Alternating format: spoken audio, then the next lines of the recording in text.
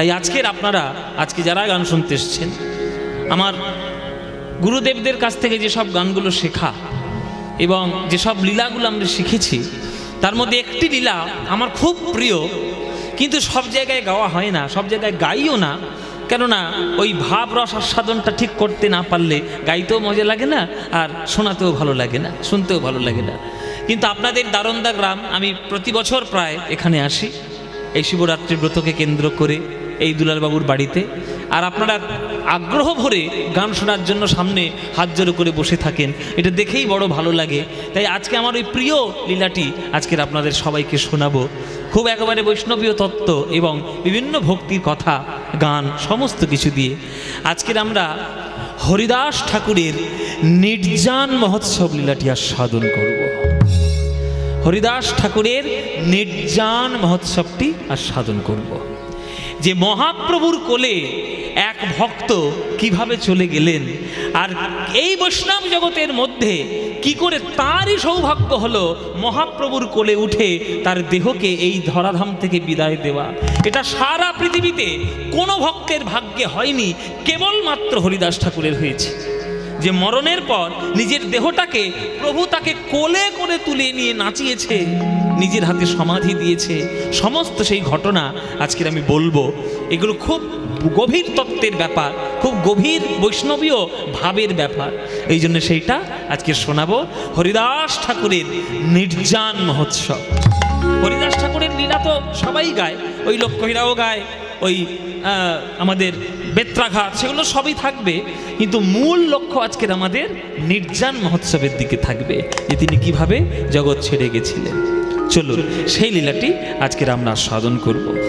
আনন্দ লীলাময় বিগ্রহায় হেমাভো দিব্য ছবি সুন্দরায় তস্মৈ মহাপ্রেম রসপ্রদায় চৈতন্য চন্দ্রায় নমো নমস্তে।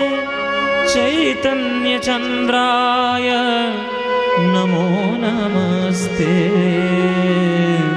চৈতন্য চন্দ্রায় নমো নমস্তে। জয় নিতাই। উপস্থিত সকল কৃষ্ণ অনুরাগী, বলুন। হ্যাঁ, কথা বেশি হচ্ছে, বলবো একটু কথা বেশি হচ্ছে। এই মেয়েগুলো যেখানেই যাবে সেখানেই ঝগড়া করে শুরু করে, এইগুলো কি করে সামলাই এদেরকে, এটা কি জানি। মহাযুদ্ধ, এদের জন্য মহাভারতের যুদ্ধ হয়েছে। মহাভারতের যুদ্ধ আর রামায়ণের যুদ্ধ, দুটোই যুদ্ধ মেয়ে ঘটিত কারণে। মারামারি মেয়ে ছাড়া হবে না। ওই যে লাস্টে এসে ফার্স্টে বসছে, চুপ করে বসো, একটু এগিয়ে এসো, একটু আমার এইদিকে অনেক জায়গা আছে, একটু এগিয়ে এসো, এগিয়ে আসলে হয়ে যাবে। জয় নিতাই। উপস্থিত সকল কৃষ্ণ অনুরাগী গৌর ভক্তবৃন্দের চরণে আমার কোটি কোটি দণ্ডবৎ প্রণাম।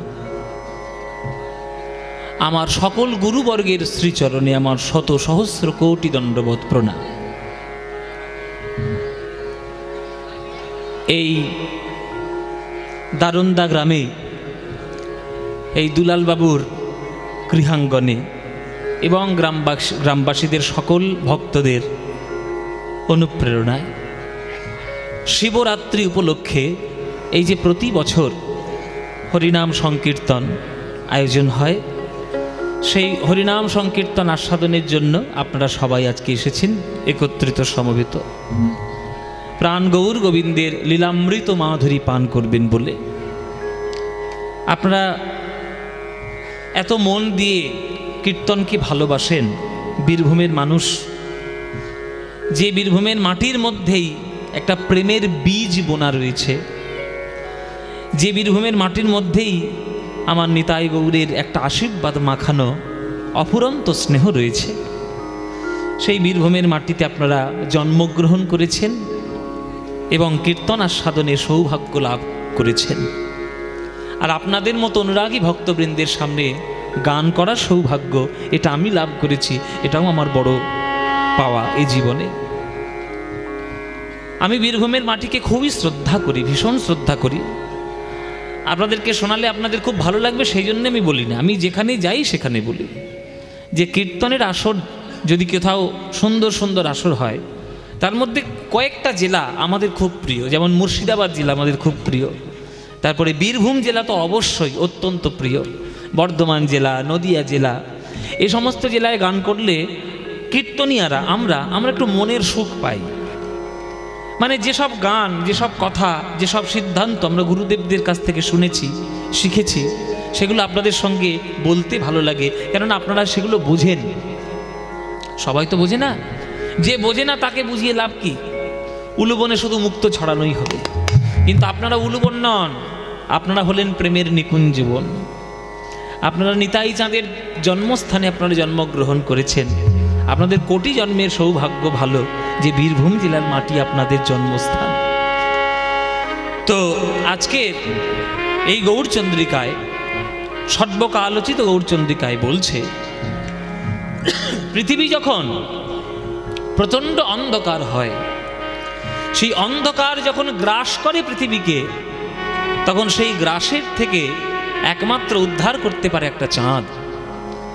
চাঁদ উঠলে যেমন রাত্রের অন্ধকার দূরীভূত হয়, তেমনি গৌরাঙ্গ বদনরূপী চাঁদ আজ কলিযুগে প্রকাশিত হয়ে কলিযুগের মানুষের মধ্যে থেকে ওই অন্ধকার, অজ্ঞানের অন্ধকারটিকে এমনভাবে দূর করে দিয়েছেন যাতে প্রেমের চৈতন্যে আমরা চৈতন্য গ্রহণ করতে পারি।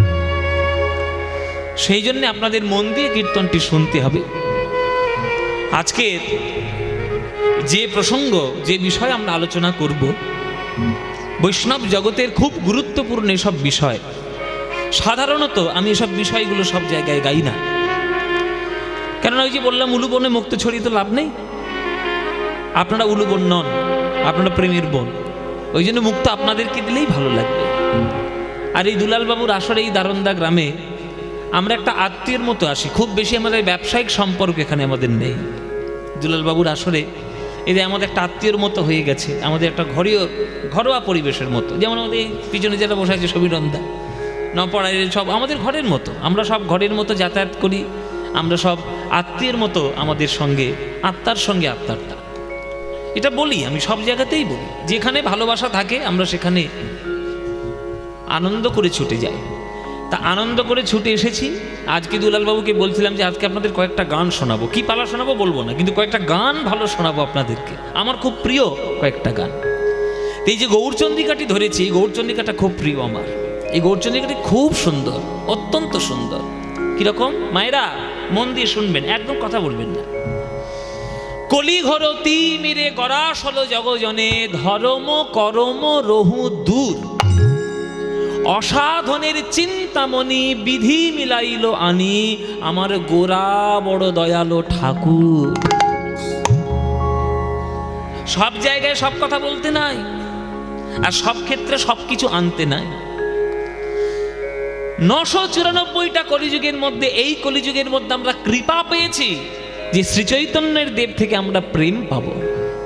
আমাদের বিশ্বাস, চৈতন্য চরিতামৃত বলেছে, রাধা কৃষ্ণ একই আত্মা, দুই দেহ ধরি, অন্যন্যে বিলসে রস আস্বাদন করি, সেই দুই তনু এবে চৈতন্য গোসাই, রস আস্বাদিতে দোহে হইলা এক ঠাঁই। আমরা যে মনে করি রাধা আর কৃষ্ণ আলাদা, মোটেও নয়। এটা আমাদের দৃষ্টিভঙ্গির দুর্বলতা যে রাধা আর কৃষ্ণকে আমরা আলাদা করে দেখছি। না, শক্তি একই, শুধু রূপটা আলাদা। আত্মাটা একই, রূপটা আলাদা। একটা নারী মূর্তি, একটা পুরুষ মূর্তি। গোলক বৈকুণ্ঠ ধামে ভগবান কৃষ্ণ নিজেরই বামংশ থেকে রাধারানীকে জন্মগ্রহণ করলেন, জন্ম দিলেন, রাধারানী জন্মগ্রহণ করলেন। দুটো একই আত্মারই অংশ, শুধু আলাদা রূপ, একটা নারী রূপ, একটা পুরুষ রূপ। কেন দুই হওয়ার কি দরকার, কি প্রয়োজন? না, দুই যতক্ষণ না হচ্ছে ততক্ষণ পরিপূর্ণ রসের আস্বাদন করা যায় না। খুব ভালো করে বোঝো মায়েরা, 1 থেকে 2 যতক্ষণ না হচ্ছে ততক্ষণ রস আস্বাদন হবে না। মনে করো তুমি মা, তুমি এক নারী। এই নারী জীবন সার্থকতা পাবে তখনই যখন সেই নারী কোনো সন্তানের জননী হতে পারে। একটা পুরুষ জীবনের সার্থকতা পাবে তখন যখন সে একটা সন্তানের বাবা হতে পারে। পাড়ার ছেলেকে দেখে খুব আদর করতে ইচ্ছে হচ্ছে, কাকার ছেলে, মাসির ছেলে, পিসির ছেলে, কোলে করে নিলাম, আনন্দ হলো, আদর করলাম, এটাও একটা বাৎসল্য রস, অস্বীকার করার কোনো জায়গা নেই। কিন্তু এটা পরিপূর্ণ বাৎসল্য রস নয়। যখনই আপনারই নিজেরই অঙ্গজাত সন্তান একটা পৃথিবীতে জন্ম নেবে, তাকে কোলে করে নিয়ে চুমু খাওয়ার আনন্দ আর পিসির ছেলে, মাসির ছেলেকে নিয়ে কোলে করে চুমু খাওয়ার আনন্দ আলাদা, আকাশ পাতাল পার্থক্য। বাৎসল্য রস। তাহলে একটা পিতা যতক্ষণ না পিতা হচ্ছে, একটা পুরুষ যতক্ষণ না পিতা হচ্ছে, ততক্ষণ যেমন বাৎসল্য রসের পরিপূর্ণতা উপলব্ধি করা যায় না, তেমনি ভগবান এক থেকে যতক্ষণ না দুই হচ্ছেন, মধুর রসের পরিপূর্ণতা ভগবান উপলব্ধি করতে পারেন না। তাই কৃষ্ণ নিজের অঙ্গ থেকে রাধারানীকে জন্ম দিয়েছেন। একই আত্মা, আলাদা মোটেও নয়, একটা নারী রূপ শুধু, আর কিছু নেই। এবার এই রাধা কৃষ্ণ দুইজন মিলে এবার দাপর যুগে এসে যখন লীলা করলেন, আমাদের মধুর রসের পরিপূর্ণতা যখন আস্বাদন করলেন, গোবিন্দের মন ভরে গেল, গোবিন্দের মন ভরে গেল। যা, এই তো দুই হয়ে যাও, তবেই তো আমাদের মধুর রস আস্বাদন হলো। আমি আরো আস্বাদন করতে চাই, আরো মধুর রস আস্বাদন করতে চাই, আরো গভীরতায় যেতে চাই। কিভাবে যাওয়া যাবে? বলে গভীরতায় যেতে গেলে ওই দুজন যে আলাদা হয়েছিল, ওই আলাদাকেই আবার একত্রিত হতে হবে, তবেই পরিপূর্ণতার চরম শিখরে যাওয়া যাবে। সেই দুই তনু এবে চৈতন্য গোসাই, সব চৈতন্য চরিতামৃতের কথা বাবা। সেই দুই তনু মানে দাপর যুগের রাধা কৃষ্ণ দুই তনু, এবে মানে কলিযুগে চৈতন্য গোসাই, চৈতন্য গোসাই রূপে এলেন। কি করলেন? রস আস্বাদিতে দোহে হইলা এক ঠাঁই। সেই প্রেম রস আস্বাদনের জন্যই আজ মহাপ্রভু রূপে, নিমাই গৌরাঙ্গ রূপে রাধা কৃষ্ণ মিলিত তনু এক হয়ে মধুর ব্রজপ্রেমের পরিপূর্ণতা আজ আস্বাদন করলেন নবদ্বীপে। তাহলে এখানে প্রশ্ন হচ্ছে, যারা সাধারণ বুদ্ধির শ্রোতা তারা প্রশ্ন করবে যে বাবা, সেই যখন একই হতে গেল কলিযুগে, তাহলে দাপর যুগে দুই হওয়ার দরকার কি ছিল? গোলক বৈকুণ্ঠে এক ছিল, ভালোই ছিল, এক ছিল, ভালোই ছিল, সে দুটো হতে গেল কেন? দুই হওয়ার পর আবার দুজন মিলে মিশে এক হতে গেল কেন? এখানে একটা প্রশ্ন চিহ্ন নয়? বলে বাবা, প্রশ্ন চিহ্ন তোমাদের, সাধারণ মানুষের। এটা চৈতন্য, এই চৈতন্য চরিতামৃত লেখা কৃষ্ণদাস কবিরাজ গোস্বামীর, তার বুদ্ধি আর তোমার বুদ্ধি এক হলে তাহলে তুমিই তো কবিরাজ গোস্বামী হয়ে যেতে পারতে, চৈতন্য চরিতামৃত লিখতে পারতে। পারবে না, কেননা তার সাধনার সেই স্তর রয়েছে। শুনে নাও, কেন দুই হয়েছে, কেন এক হয়েছে? দুই হয়েছে, এক হয়েছে একটাই কারণ, দুজন মিলে রস আস্বাদন করা আর দুই আত্মা একত্রিত হয়ে সেই রসকে নতুন ভাবে আস্বাদন করা আকাশ আর পাতাল পার্থক্য। যেমন রসগোল্লা আর রসমালাই, রসগোল্লার যদি 5 টাকা পিস হয়, রসমালাইয়ের খুঁড়ি হবে 25 টাকা খুঁড়ি। তার দাম অনেক বেশি, সুস্বাদু অনেক বেশি রসমালাই। কেন? কারণ আছে। আপনারা বলুন, রসমালাই মানে রসগোল্লা দুধের মধ্যে ফুটিয়ে খাওয়া, তা রসগোল্লাটা জন্ম নিচ্ছে কোত্থেকে? দুধ থেকেই। দুধ থেকে ছানা হলো, ছানা থেকে রসগোল্লা হলো, সেই রসগোল্লা দুধের মধ্যে ডুবিয়ে ফুটিয়ে খাচ্ছি। আর এমনি এক গ্লাস দুধ ধকধক করে আমি খেয়ে নিলাম, সেটার আনন্দ আর রসমালাইয়ের আনন্দ, স্বাদ আকাশ পাতাল পার্থক্য হবে। তেমনি দাপর যুগে কৃষ্ণ হলেন দুধ, রাধারানী হলেন রসগোল্লা। কৃষ্ণ দুধের থেকেই রাধারানী রসগোল্লা প্রকাশিত। দাপর যুগে কৃষ্ণ দুধ, রাধারানী রসগোল্লা।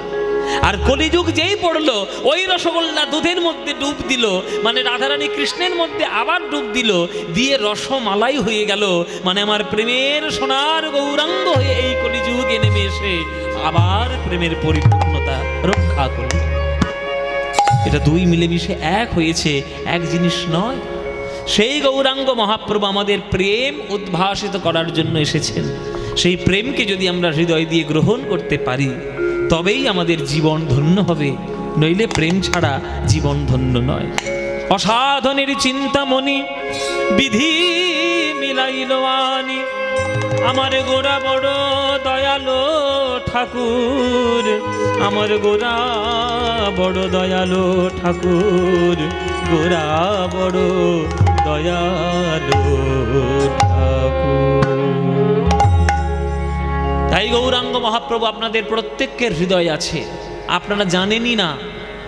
মৃগনাভি গন্ধ লুকানো যায় না, অথচ হরিণ সেই মৃগনাভির গন্ধ খোঁজার জন্য চারিদিকে ছুটে বেড়ায়।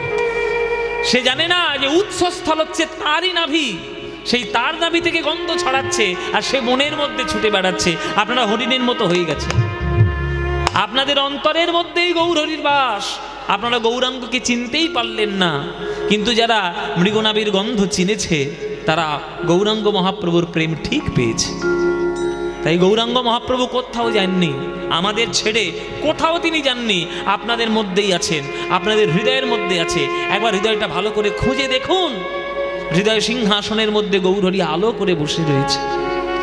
গৌরাঙ্গ মহাপ্রভু কোথাও যাননি, তিনি আমাদের মধ্যেই আছেন।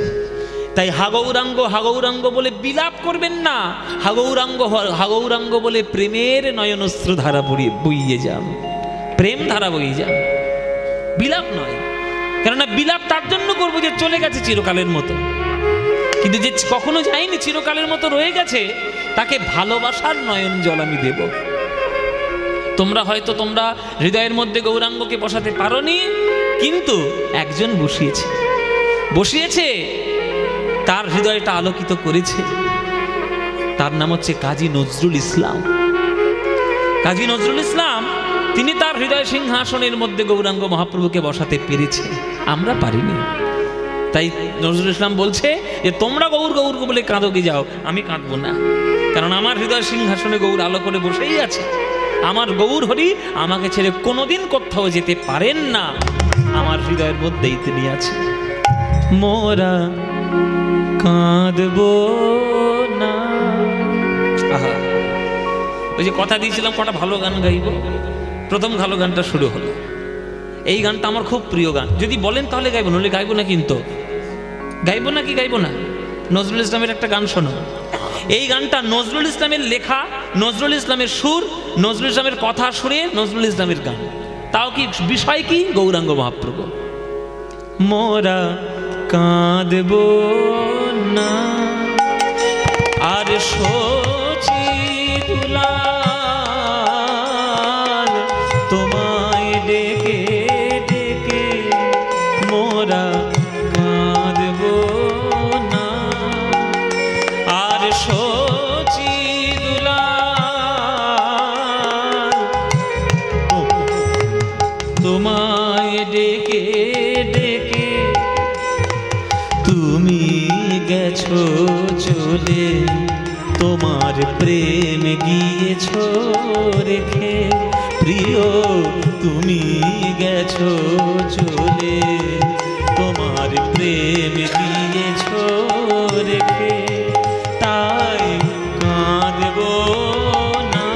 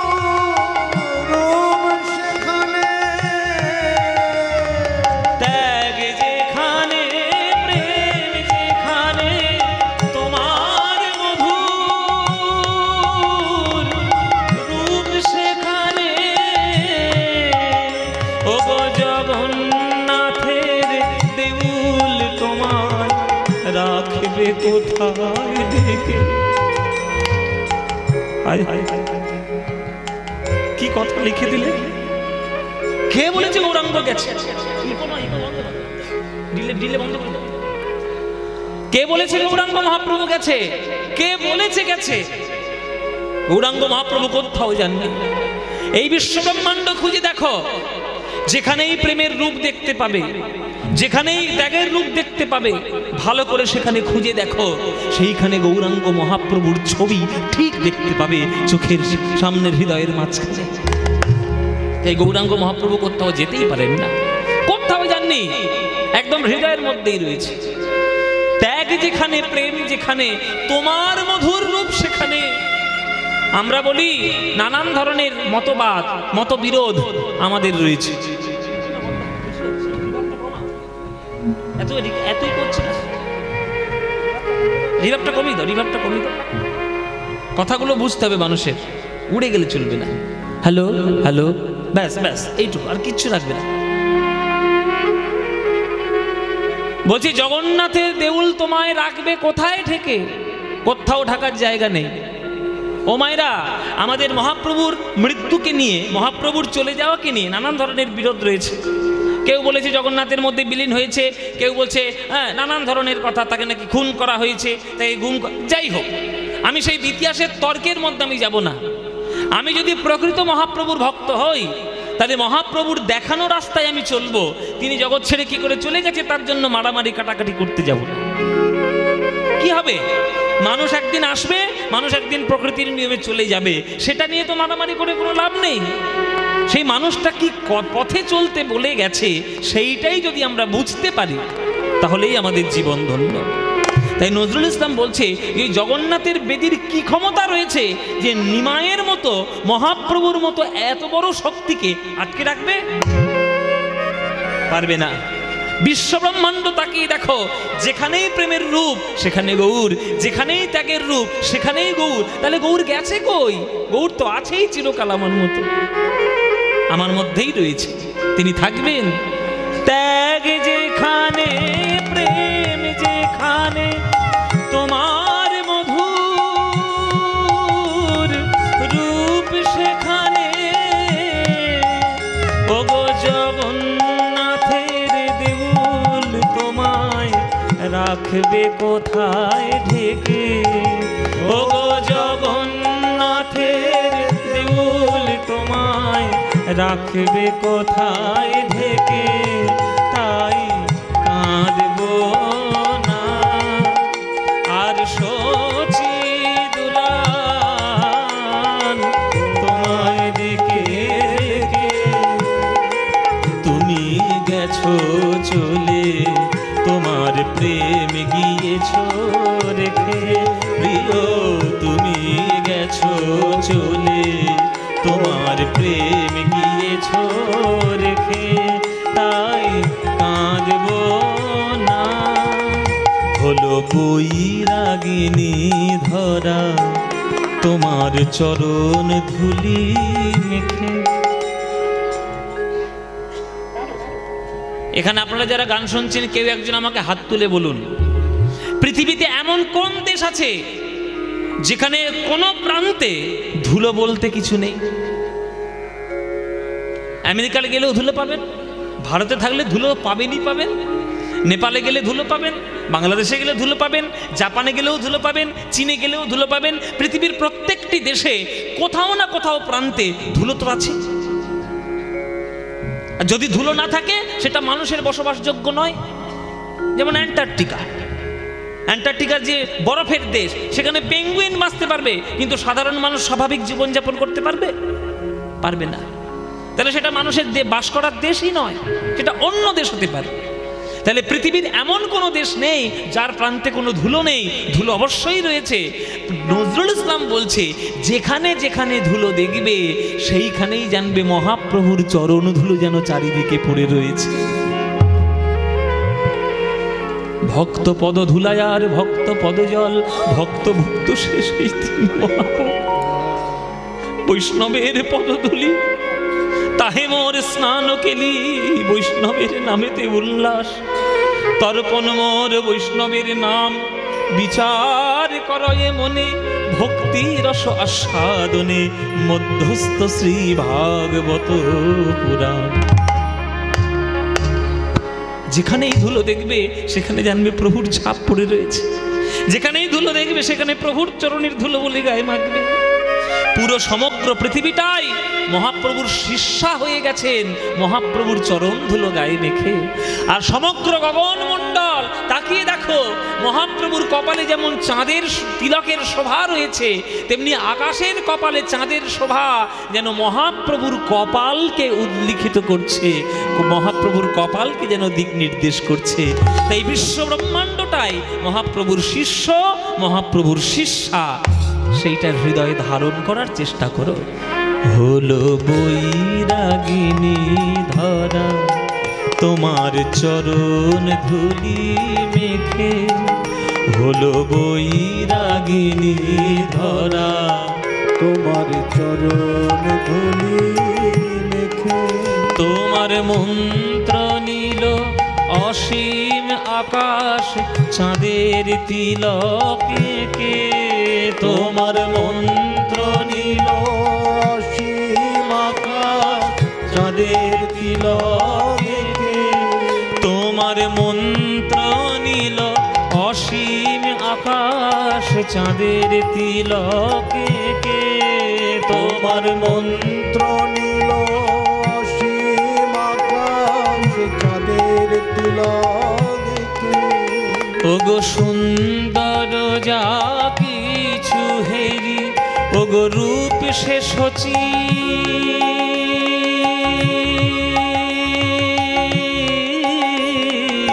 নন্দনেরি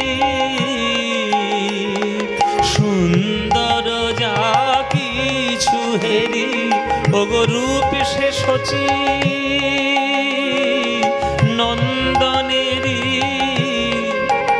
তোমার ডাক শুনি যে আজ হৃদয় পুরীর সাগর থেকে, তোমার ডাক শুনি যে আজ হৃদয় পুরীর সাগর থেকে, তাই কাঁদব না ওগো সচি দুলাল, তোমায় ডেকে ডেকে তুমি গেছো চলে, তোমার প্রেম গিয়েছো নিতাই গৌর হরি বল হরি বল। তুমি গেছো চলে, তোমার প্রেম গিয়েছো লিখে, তাই কাঁদব না, তাই কাঁদব না, তাই কাঁদব না।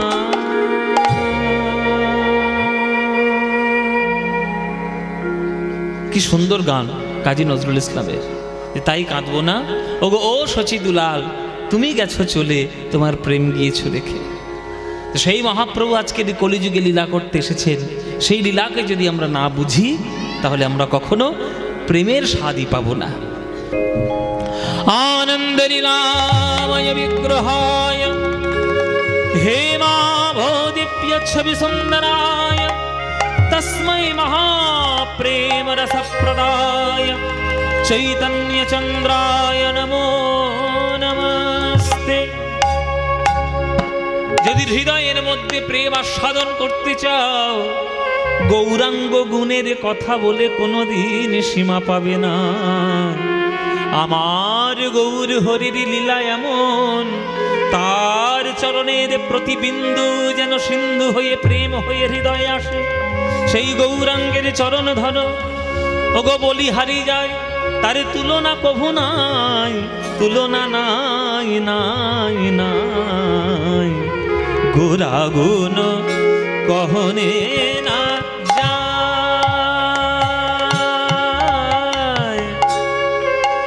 গোরা আমার, গোরা আমার, গোরা আমার, গোরা গোরা আমার, গোরা আমার কনে না যায়, গোরা রে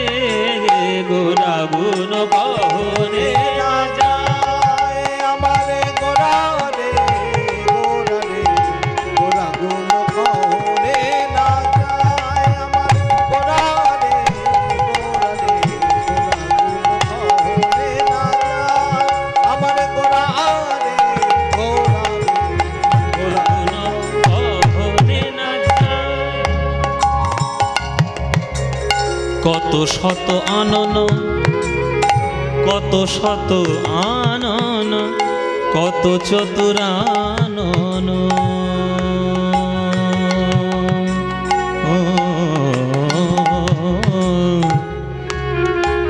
রে মা পা নি নি ধা নি নি ধা নি ধা নি ধা সা নি ধা পা ধা মা পা নি ধা পা মা রে পা রে সা রে নি সা নি ধা পা ধা মা পা ধা পা মা গা রে মা গা রে সা নি সা পা নি ধা পা মা পা মা পা নি নি নি নি নি নি নি নি নি পা নি সা রে মা গা রে নি সা নি ধা পা মা পা মা গা রে রে নি ধা পা ধা মা পা নি নি নি নি নি নি নি নি নি সা নি সা পা নি সা মা গা রে নি ধা পা ধা মা গা রে নি ধা পা ধা মা পা নি নি নি নি মা রে পা রে সা রে নি সা নি ধা পা ধা মা পা নি সা পা ধা মা পা নি সা পা ধা মা পা সা গোরা গুণ কহনে না যায় আমারে গোরা রে গোরা রে গোরা গুণ কহনে না যায় আমারে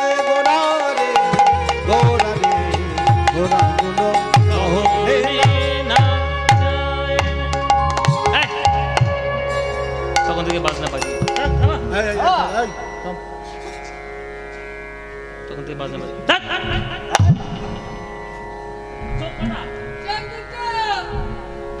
দুটো থেকে ট্যাপ ট্যাপ করে দেখছে আমার দিকে। তোর হাত কটা, পা কটা, কান কটা, নাক কটা? এই বলে নাক নাকি দুটো, নাক নাকি দুটো, নাসার অন্ধ্র একেবারে। তো মুখ কটা? যাক এইটা একটা বলেছি বাবা, বলে মুখ একটা। ও মায়েরা তোমাদের কটা মুখ? একটাই তো। বলে বাবা আমরা মানুষ হয়েছি, কটা মুখ থাকবে? একটাই মুখ তো। খাই দাই কথা বলি আবার ঝগড়াও করি, তাই না? একটাই মুখ। সাহস তো কম নয়। ঘরদোর খেয়ে দিয়ে কাজ নেই, ঘরের কাজ ছেড়ে এখানে এসে বসে আছি কীর্তন শোনার জন্য। একটা মুখে গৌরের কথা বলবে, এত সাহস? হাজার হাজার মুখ মিলে গৌরাঙ্গ নাম করতে পারলো না, কত চতুরানন মিলে গৌরাঙ্গ নাম করতে পারলো না, কত লক্ষ লক্ষ ব্রহ্মাণ্ডের লক্ষ লক্ষ ব্রহ্মা পর্যন্ত করতে পারলো না, আর ওরা এত বড় সাহস এক মুখে গৌরাঙ্গের নাম করতে।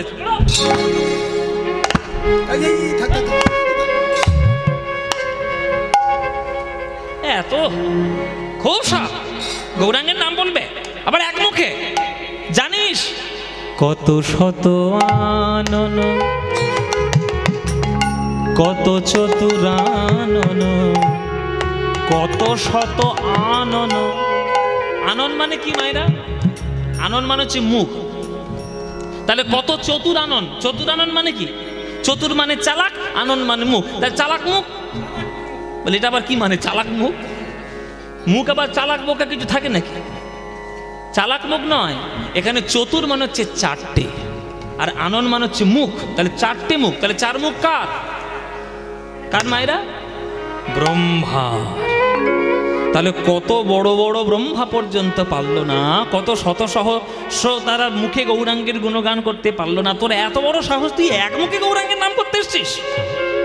পদকর্তা বলছে কত শত আনন, ও কত চতুরানন,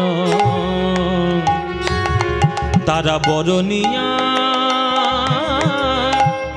বরণিয়া বর্ণনা করিয়া তারা ওর নাহি পায়। ওর ওর মানে সীমা, তারা সীমা পায় না। গৌরাঙ্গ গুণের কথা বলে তারা সীমা পায় না, সীমা পায় না গৌরাঙ্গের গুণের কথা বলে। তাই বলি হারি যাই রে, গুণের কথা বলে সীমা পাওয়া যায় না। এমন আমাদের গৌর হরির করুণা, গোরাগুণ গোরাগুণ কহনে না যায়। আমারে গোরা রে গোরা রে গোরাগুণ কহনে না যায়। আমারে গোরা রে গোরা রে গোরা রে গোরাগুণ কহনে না যায়। গোরা রে গোরা রে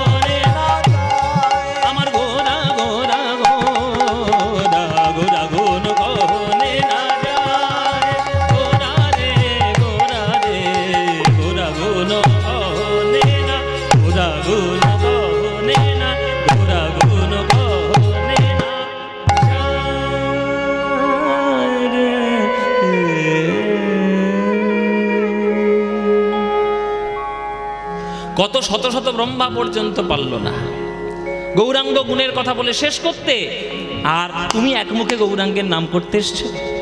জানোই বিশ্ব ব্রহ্মাণ্ডে কটা ব্রহ্মা রয়েছে, আমরা হিসেব করতে পারবো না। ও মায়েরা, যে গ্রহটার মধ্যে তোমরা বাস করছো এই গ্রহটার নাম কি? হ্যাঁ, পৃথিবী। এরা ভূগোল পড়েছে ওই জন্য খুব ঠকঠক করে উত্তর দিচ্ছে, ওই জন্য খুব ফটফট করে উত্তর দিচ্ছে। বল, পৃথিবী কোথায় থাকে বল? মহাকাশে। নাম্বার কেটে নেবো একবারে। পৃথিবী মহাকাশে থাকে? এই জায়গাটার নাম কি আগে বল, এই গ্রামটার নাম কি বল? দারোন্দা কোন থানা? হ্যাঁ, লাভপুর। আচ্ছা, লাভপুর থানা কোন মহকুমা? হ্যাঁ, বোলপুর মহকুমা। বীরভূম আমাদের জেলা কি? বীরভূম। রাজ্য কি? পশ্চিমবঙ্গ। দেশ কি? ভারতবর্ষ। দেশটা কোন মহাদেশে? এশিয়া মহাদেশটা কোন গ্রহে? উল্টো পাল্টা উত্তর বেরোবে, এইবার দেখো না কি হয়। হ্যাঁ, বলে পৃথিবী। আচ্ছা, পৃথিবী, এবার পৃথিবীর বাসস্থান কোথায়? এই এতক্ষণ পর একটা ঠিক উত্তর এলো, সৌরজগতে। পৃথিবীর বাস হচ্ছে সৌরজগতে। এবার আমাদের যে সৌরজগৎ বা যেটা বিজ্ঞানের ভাষায় বলে সোলার সিস্টেম, এই সোলার সিস্টেমটা আমাদের গ্যালাক্সির মধ্যে 420 মিলিয়ন রয়েছে। মানে একটা করে সূর্য আর তার পাশে বিভিন্ন রকম গ্রহ, সেটাকেই তো একটা সোলার সিস্টেম বলে। এই সোলার সিস্টেমটা আমাদের মিল্কি ওয়ে গ্যালাক্সিতে প্রায় 420 মিলিয়ন রয়েছে, প্রায় 420 মিলিয়ন। এবার এইরকম মিলিয়ন ট্রিলিয়ন গ্যালাক্সি রয়েছে শুধু বিশ্ব ব্রহ্মাণ্ডের মধ্যে। তাহলে এত যে মিলিয়ন বিলিয়ন গ্যালাক্সি রয়েছে আমাদের বিশ্ব ব্রহ্মাণ্ডের মধ্যে, এই সমস্ত কিছু কোথায় বাস করে? সমস্ত কিছু বাস করে যে জায়গাটায়, তার নাম হচ্ছে ভূলোক। এর উপর আছে ভূবলোক, তারপরে স্বর্গলোক, জনলোক, তপলোক, মহলোক, সত্যলোক। তারপরে নিচের দিকে গেলে অতল, পাতাল, বিতল, সুতল, তলাতল, রসাতল, মহাতল। এই এত বিরাট বড় একটা বিশ্ব ব্রহ্মাণ্ড, এই ব্রহ্মাণ্ডটা কোথায় আছে? ভগবান শ্রীবিষ্ণুর নাভি কুণ্ডলের যে পদ্ম ফুল, তার ডাঁটার মধ্যে ফাঁপা জায়গা, তার মধ্যে রয়েছে। পদ্ম ফুল দেখেছো? তোমাদের বীরভূমে তো পদ্ম ফুল বেশি হয়। পদ্ম ফুলের ডাঁটা একবার ভেঙে দেখবে, নালটা ভেঙে দেখবে, দেখবে ভেতরে ফাঁপা জায়গা আছে। ভগবান শ্রীবিষ্ণুর যে নাভিকুণ্ডল, ওটার মধ্যেও ফাঁপা জায়গা রয়েছে। ওই ফাঁপা জায়গার মধ্যে আমাদের এই বিশ্ব ব্রহ্মাণ্ড 14 ভুবন সব ভর্তি করা রয়েছে। আর সেই ডাঁটার উপরে বা নালের উপরে হাজার পাপড়ির যে পদ্ম ফুলের মতো জায়গা, তার মাঝখানে বসে রয়েছে ব্রহ্মা। সেই ব্রহ্মার মনে একবার বাসনা হয়েছিল, আমি গোবিন্দ লীলা দর্শন করব। নারদকে ধরলো, নারদ গিয়ে এবার ব্যাসদেবকে ধরলো। ব্যাসদেব তখন ভালো করে হিসেব কষে বলে দিল এইরকম এইরকম। সেই ব্যাসদেবের হিসেব ধরে ব্রহ্মা এসেছিল গোবিন্দকে দর্শন করতে বৃন্দাবনে। বৃন্দাবনে দর্শন করতে এসছে গোবিন্দকে। গোবিন্দ তখন কি করছে? ওই যমুনার তীরে ব্রজবালকদের সঙ্গে করে নিয়ে ধুলোয় গড়াগড়ি দিচ্ছে। কারোর এঁঠো আম কেড়ে নিয়ে খাচ্ছে, কোন সখাকে কাঁধে বসিয়ে তার চরণটা বুকে জড়িয়ে ধরে ছুটে ছুটে বেড়াচ্ছে। আবার যমুনার তীরে ধুলোয় গিয়ে গড়াগড়ি দিয়ে বেড়াচ্ছে। আবার হাডুডু খেলা করছে, কাবাডি খেলা করছে, লাট্টু খেলা করছে। ব্রহ্মার মনে অহংকার জন্ম নিল। যে ভগবান বিশ্ব ব্রহ্মাণ্ড চালায়, যে ভগবান আমাকে সৃষ্টি করেছে, সে ওই যমুনার ধারে গিয়ে ওই ধুলোর মধ্যে গড়াগড়ি দেবে? ও কোনোদিন ভগবান নয়। একটা সাধারণ মায়াবী জীব, লোককে ধোঁকা দিয়ে, লোকের চোখে ধুলো দিয়ে ভগবান সাজতে বসেছে। আমার কাছে পারবে না, আমি হলাম ব্রহ্মা। আমি ব্রহ্মা, আমার কাছে কে ফাঁকি দেবে? আমি ঠিক খুঁজে বার করব। তাহলে কে? গোবিন্দকে পরীক্ষা করার জন্য ব্রহ্মা গোবিন্দের গরু বাছুর সখাগণ চুরি করে নিলে, ঘুম পাড়িয়ে তাদেরকে গোবর্ধনের গুহার মধ্যে রেখে দিলেন। দেখি কেমন ভগবান আমার পরীক্ষায় উত্তীর্ণ হতে পারে কিনা। যাই আমি একটু বাড়িতে ঘুরে আসি। নিজের বাড়িতে ঘুরতে গেলেন, যে নিজের বাড়িতে ঢুকতে যাবে, দেখছেন নিজেরই মতো একটা ব্রহ্মা তার পদ্ম ফুলে বসে রয়েছে। দাঁড়িরা কিছুতেই তাকে ঘরে ঢুকতে দেবে না। নিজের দরওয়ান, নিজের দরজার দাঁড়ি ঢুকতে পেল না ব্রহ্মা। অপমানিত হয়ে আবার ফিরে এলো এই বৃন্দাবনে। মনে মনে খুব আনন্দ পাচ্ছিল, ব্যাটা কেলে ছড়াকে খুব জব্দ করেছি, ভগবান সেজে বসা খুব জব্দ করেছি, আস্তে আস্তে খুব জব্দ করেছি। এই বলে বৃন্দাবনে এসে বলে দেখি কেমন আছে। এই বলে গুহার মধ্যে ঢুকে দেখছে যে সব ঘুমিয়ে রয়েছে, যাকে যেমন করে রেখে দিয়েছি সব ঘুমিয়ে আছে। আর গোবর্ধনের মাথার উপরে উঠে দেখছে বৃন্দাবনের মাঠটা কই। বৃন্দাবনের মাঠের উপর উঠে দেখে যমুনার ধারে ধারে ওই জঙ্গলের মধ্যে কৃষ্ণ সখাদের সঙ্গে যেমন ব্রজ তেমন আছে, যেমন ব্রজ হরি বল হরি বল। যেমন ব্রজ তেমন আছে, যেমন ব্রজ তেমন আছে। শ্রীদাম সুদাম দাম্ব সুদাম যেমন ব্রজ তেমন আছে। শ্রীরাম সুদাম দাম্ব সুদাম যেমন ব্রজ তেমন আছে। ধমনী শ্যামলী পিয়ালি মঙ্গলি যেমন ব্রজ তেমন আছে। ধবলি শ্যামলি পিয়ালি মঙ্গলি যেমন ব্রজ তেমন আছে। কি কোত্থেকে এরা এলো? আমি তোদেরকে হরণ করে নিয়েছি, তারা তো ঘুমোচ্ছে গুহার মধ্যে। তবে আমি কাকে পরীক্ষা করলাম, কাকে পরীক্ষা করলাম? এই কি সে যিনি আমাকেও সৃষ্টি করেছে? ঘুম পাড়িয়ে যাদেরকে গুহার মধ্যে রেখেছি তারা তো খেলে বেড়াচ্ছে বৃন্দাবনের মাঠে। তাহলে আমি যাদেরকে হরণ করলাম তারা গেল কোথায়? এটা আসল না ওটা আসল? যারা ঘুমোচ্ছে গুহার মধ্যে ওরা আসল, না যারা এখন খেলে খেলে বেড়াচ্ছে এরা আসল? কোনটা আসল বুঝতে পারছি না তো। তাহলে তো মহা অপরাধ হয়ে গেছে গোবিন্দ চরণে। আছাড় খেয়ে পড়ল ব্রহ্মা গোবিন্দের দুটি রাতুল চরণে। চরণে জড়িয়ে ধরে কাঁচ ঈশ্বর পরমা কৃষ্ণ সচ্চিদানন্দ বিগ্রহ, কৃষ্ণ সচ্চিদানন্দ বিগ্রহ।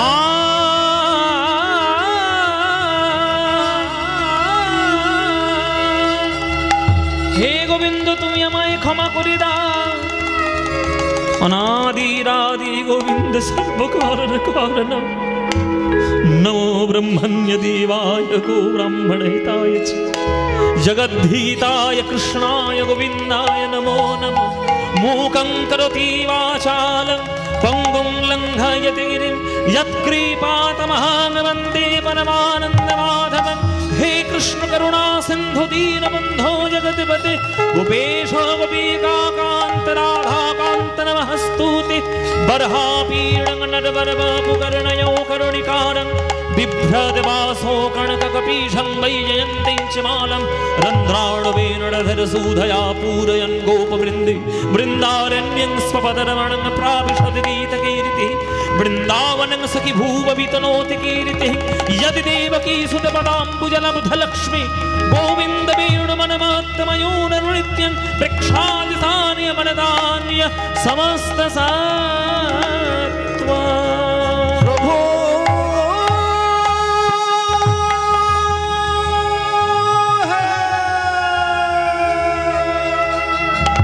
भज गोविन्दं भज गोविन्दं गोविन्दं भज मूढमते। भज गोविन्दं भज गोविन्दं निताय गौर हरि बोल। भज मूढमते। भज गोविन्दं भज गोविन्दं भज गोविन्दं भज मूढमते। भज गोविन्दं भज गोविन्दं गोविन्दं भज मूढमते। स्तब्ध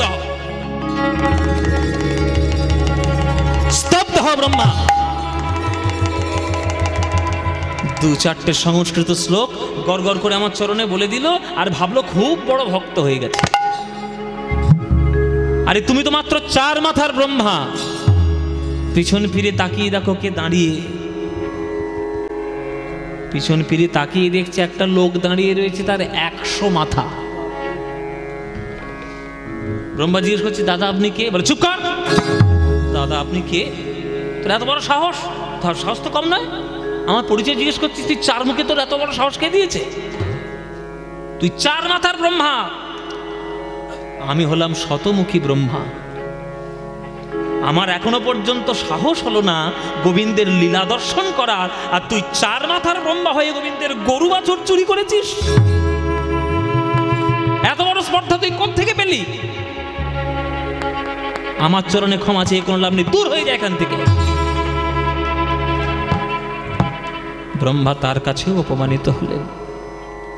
গোবিন্দের চরণ ধরে বলছে, প্রভু এ তুমি কি লীলা দেখাচ্ছ?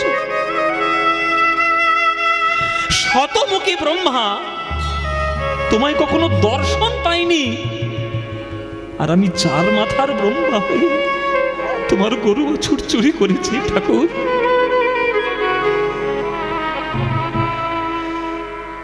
যে ঘুমিয়ে আছে তাকে জাগানো যায়, জেগে জেগে যে ঘুমায় তাকে কি জাগানো যায়? প্রভু, কে তোমায় চিনিতে পারে, তুমি না চেনালে পারে। কে তোমায় চিনিতে পারে,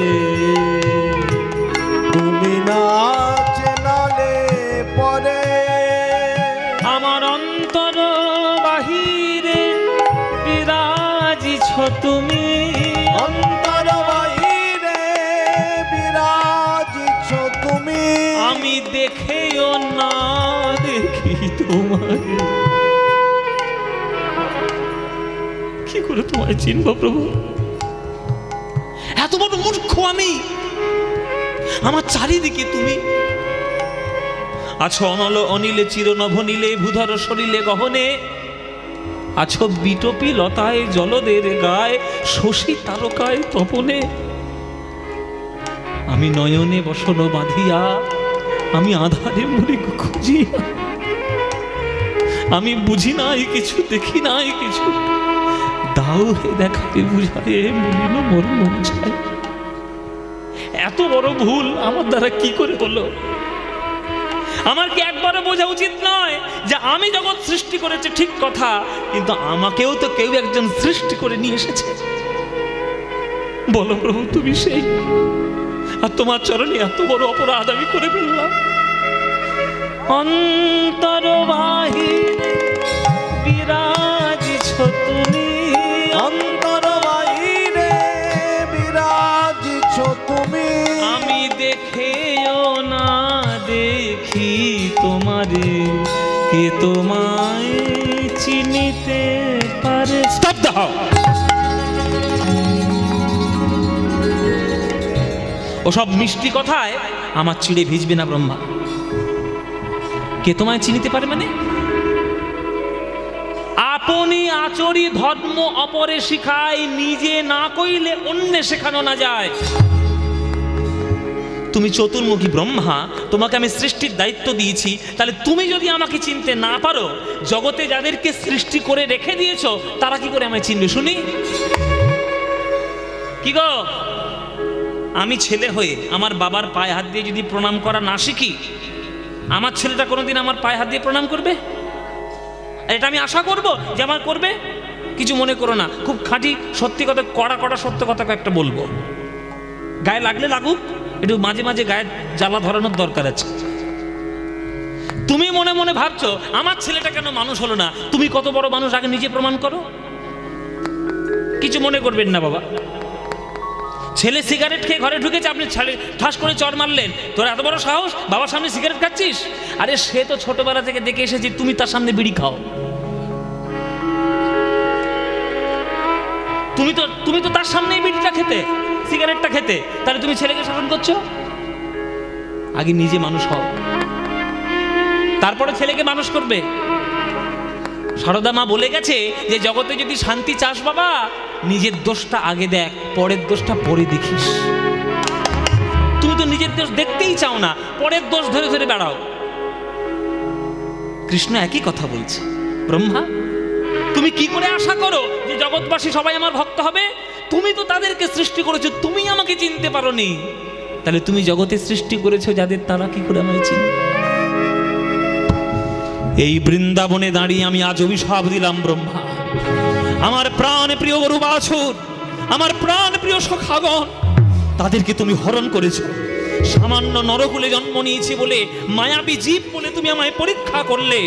এই বৃন্দাবনের মাটিতে দাঁড়িয়ে আমি তোমায় অভিশাপ দিলাম, যে নরকুলে জন্ম নিয়েছি বলে তুমি আমায় এত বড় পরীক্ষা করলে, সেই নরকুলের সর্ব নিচ কুলে তোমার জন্ম হবে। তোমার যবন ঘরে জন্ম হোক, যবন ঘরে জন্ম হোক, যবন ঘরে জন্ম হোক। প্রভু, কোনো প্রতিবাদ আমি করব না, আমার কোনো প্রতিবাদ নেই, কেননা যে অন্যায়টা আমি করেছি তার উচিত শাস্তি তুমি আমায় দিয়েছ।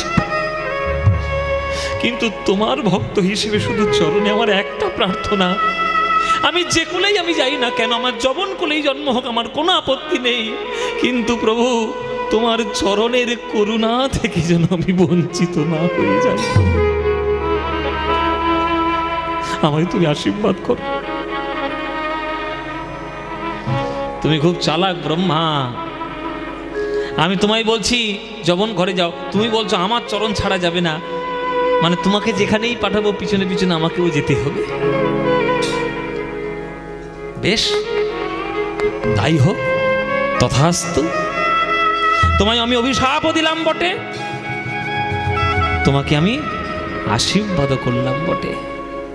তোমার জন্মের 35 বছর পর আমার জন্ম হবে, আর ওই 35 বছরের মধ্যে তুমি বুঝবে যে বৃন্দাবনের ব্রজ প্রেম পাওয়া আর আমার লীলার অনুভব করা কত দুঃসাহসিক ব্যাপার। তাহলে মায়েরা বাবারা, যার 4টে মুখ, যার 4 হাতে বেদ, যাকে দেবা আমাদের জগতের ত্রিমূর্তির মধ্যে এক মূর্তি ব্রহ্মা, সে ব্রহ্মা হয়ে ব্রহ্মলোকে বসে বসে সেই গোলকের প্রেম সম্পত্তি পাবে বলে এসেছিল, কিন্তু গোবিন্দের লীলাকে সে পর্যন্ত চিনতে পারল না। আমরা তো সাধারণ মানুষ। আস্তে আস্তে এদের কথা বন্ধ হয়নি, 1 ঘন্টা হয়ে গেছে গান, এদের কথা আর বন্ধ হচ্ছে না। ব্রহ্মা পর্যন্ত গোবিন্দের লীলা দর্শন করতে পারল না। তার হাতে 4 বেদ, তার চতুর্মুখ, সবসময় বেদ মন্ত্র উচ্চারিত হচ্ছে, সে পর্যন্ত গোবিন্দের লীলা সাধন করতে পারল না। আর তোমরা সাধারণ মানুষ সারা দিন ঝগড়াঝাটি করে বেড়াচ্ছ, লোকের পিছনে সর্বনাশ করে বেড়াচ্ছ, কার কি করে অপকার হয়, কার কি করে ক্ষতি করতে হয়। গ্রামে থেকে কাম, ক্রোধ, লোভ, মোহ, মদ, মাৎসর্য হৃদয়ের মধ্যে ভর্তি করে রেখেছো। বলো, তোমরা কি আশা করো যে তোমাদের ভগবান কৃপা করবে? হয় না। পড়াশোনার ডিগ্রি স্কুলেই ভালো, পাঠশালায় ভালো, জীবনে যদি জীবনের পরীক্ষায় ভক্ত হতে না পারো, তাহলে জীবনের পরীক্ষায় উত্তীর্ণ হতে পারবে না। 4 বেদে সরদর্শন করিয়াও অধ্যয়ন, 4 বেদ সরদর্শন করিয়াও অধ্যয়ন, 4 বেদ সরদর্শন করিয়াও অধ্যয়ন, 4 বেদ সরদর্শন করিয়াও অধ্যয়ন। সে যদি গৌরাঙ্গ নাহি ভজে, সে যদি গৌরাঙ্গ নাহি ভজে, ওগো বৃথা তার অধ্যয়ন, লোচন বিহীন জন, বৃথা তার অধ্যয়ন, লোচন বিহীন জন। দর্পণে অন্ধের কিবা কাজে হে, দর্পণে অন্ধের কিবা কাজ। গৌর জানলে সব জানা হলো, গৌর জানলে সব জানা হলো, গৌর ভজলে সব ভজা হলো, গৌর জানলে সব জানা হলো, গৌর ভজলে সব ভজা হলো, গৌর জানলে সব জানা হলো। অন্ধ রামকানাই যে পদের ধারে বসে গান গায়, তার সামনে আপনি একটা আয়না দিয়েছেন, হিরে জহরত মণি মুক্ত দিয়ে বাঁধানো একটা আয়নার দাম মোটামুটি 1.5 কোটি টাকা। 1.5 কোটি টাকার একটা আয়না আপনি কার সামনে ধরেছেন? ধরেছেন অন্ধ রামকানাইয়ের সামনে। তার কোনো লাভ আছে তাতে? ওরা দেখতেই পাবে না তো হিরে কেমন, মুক্ত কেমন, প্রবাল কেমন, রত্ন কেমন, সে কি জানবে? অন্ধের সামনে আয়না দিয়ে যেমন কখনো কোনো লাভ হয় না, যে গৌরাঙ্গের চরণ চিনতে পারেনি শাস্ত্রের রত্নধন কখনো লাভ করতে পারবে না। বেদ বিদ্যা দুহু কিছু নাহি জানত, বেদ দুহু কিছু নাহি জানত বেদ বিদ্যা দুহু কিছু নাহি জানত বেদ বিদ্যা দুহু কিছু নাহি জানত সে যদি গৌরাঙ্গ করে সার সে যদি গৌরাঙ্গ করে ঠাকুর নয়নানন্দেতে ভনে সেই তো সকলই জানে নয়নানন্দেতে ভনে সেই তো সকলই ঠাকুর নয়নানন্দেতে ভনে সেই তো সকলই জানে নয়নানন্দেতে ভনে সেই তো সকলই জানে সর্বসিদ্ধি কর তলে তার সর্বসিদ্ধি কর তলে তার ওগো গৌর জানলে সব জানা হলো গৌর জানলে সব জানা হলো গৌর ভজলে সব ভজা হলো গৌর জানলে সব জানা হলো গৌর ভজলে সব ভজা হলো গৌর জানলে সব জানা ওগো গৌর ভজলে সবে ভজা হলো তাই গৌর বিনা গতি নাই হে গৌর ভজলে সবে ভজা হলো গৌর গৌর বলো গৌর ভজলে সব ভজা হলো গৌর গৌর গৌর বলো গৌর জানলে সব জানা হলো গৌর জানলে সবে জানা হলো গৌর জানলে সব জানা হলো শাস্ত্র জানা ভালো পড়াশোনা করা ভালো জ্ঞান থাকা ভালো পণ্ডিত হওয়া ভালো সব ভালো কিন্তু গৌরকে যদি চিনতে না পারলে সব গেল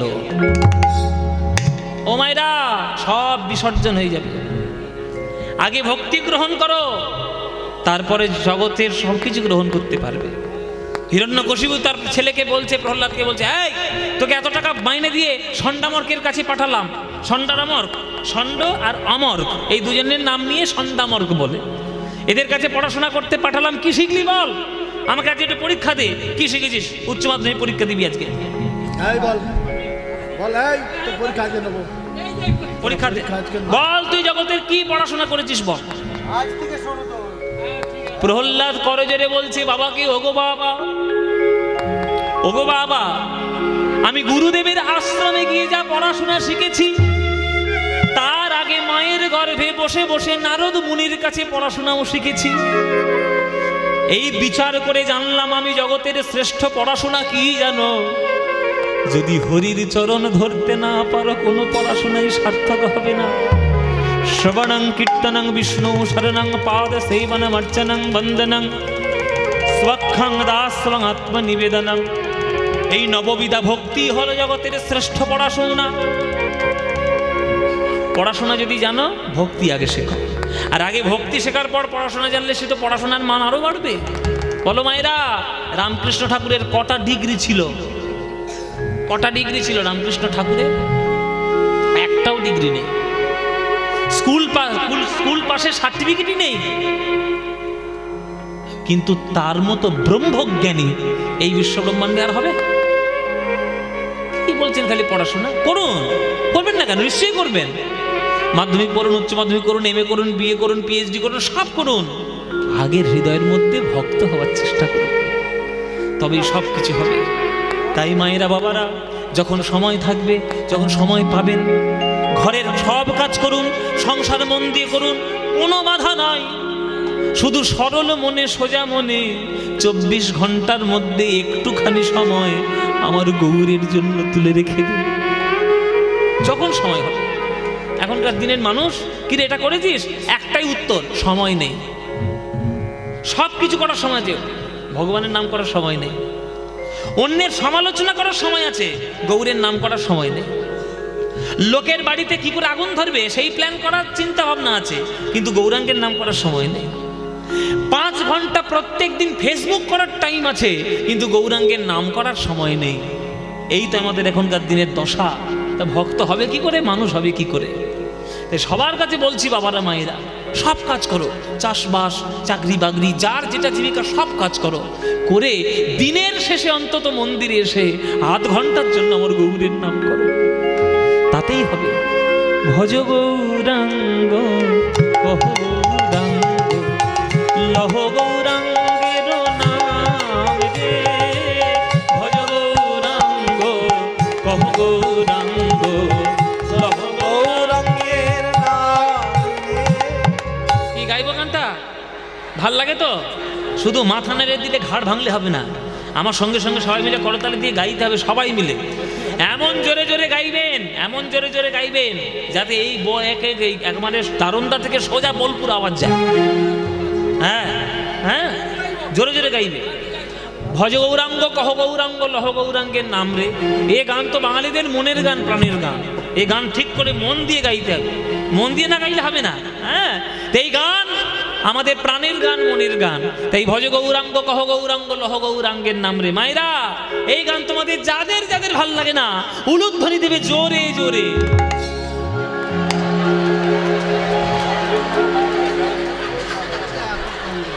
সাত করে বলেছি এদের কেন, এদের জন্য যুদ্ধ হয়। সাত করে বলেছি আমি, কারণ দেখিয়ে দিলাম। সিরিয়াল দেখে এই অবস্থা, নিঘাত সিরিয়াল দেখে এখানে ঢুকেছে। এইখানে দেখতে পারি ও মায়েরা কি করলে, দিলে তো এক কল সিঁদুর এক ফোঁটা চোনা ফেলে দিলে তো। আমি বলেছি যাদের যাদের ভাল লাগে না তারা উলুধ্বনি দাও। আর কত পরিষ্কার করে বোঝাবার, কত বছর ধরে বোঝাবো তোমাদের। প্রতি বছর আসি একবার করে ঝালটা দিয়ে যাই, তবু সেই ঝাল পাবে না। হ্যাঁ, 6 বছর আসছি, 6 বছর এই দুলাল বাবুর বাড়িতে 6 বছর আসছি, তবু এদের হয়নি। যেই বলেছি উলুধ্বনি দাও, অনুধ্বনি।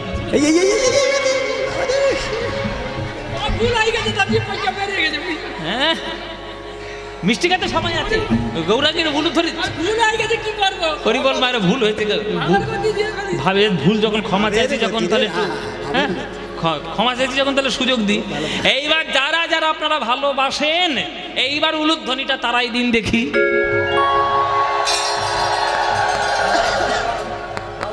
হ্যাঁ, শুধু মায়েদের ধরবে, এবার বাবাদেরও ধরবো।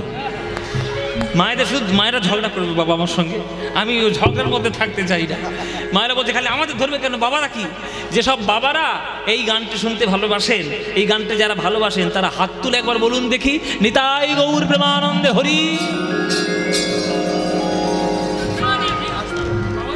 ঠিক আছে, বাবারা ভালোবাসে, মায়েরাও ভালোবাসে, আর আমরা তো ভালোবাসি। চলুন সবাই মিলে গৌরের নাম করি। ভজ গৌরাঙ্গ কহ গৌরাঙ্গ লহ গৌরাঙ্গের নাম রে। বলো ভজ গৌ।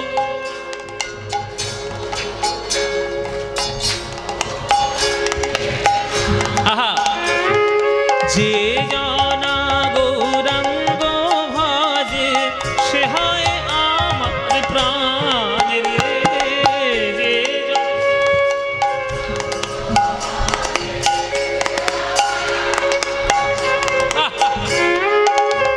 প্রভাত কালে হা গৌরাঙ্গ যে বলে একবার রে। প্রভাত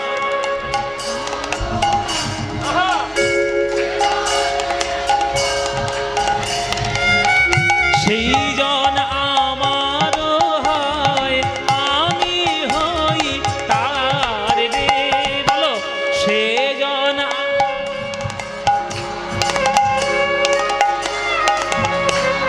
এবার হাত তুলে ভজ গৌরাঙ্গ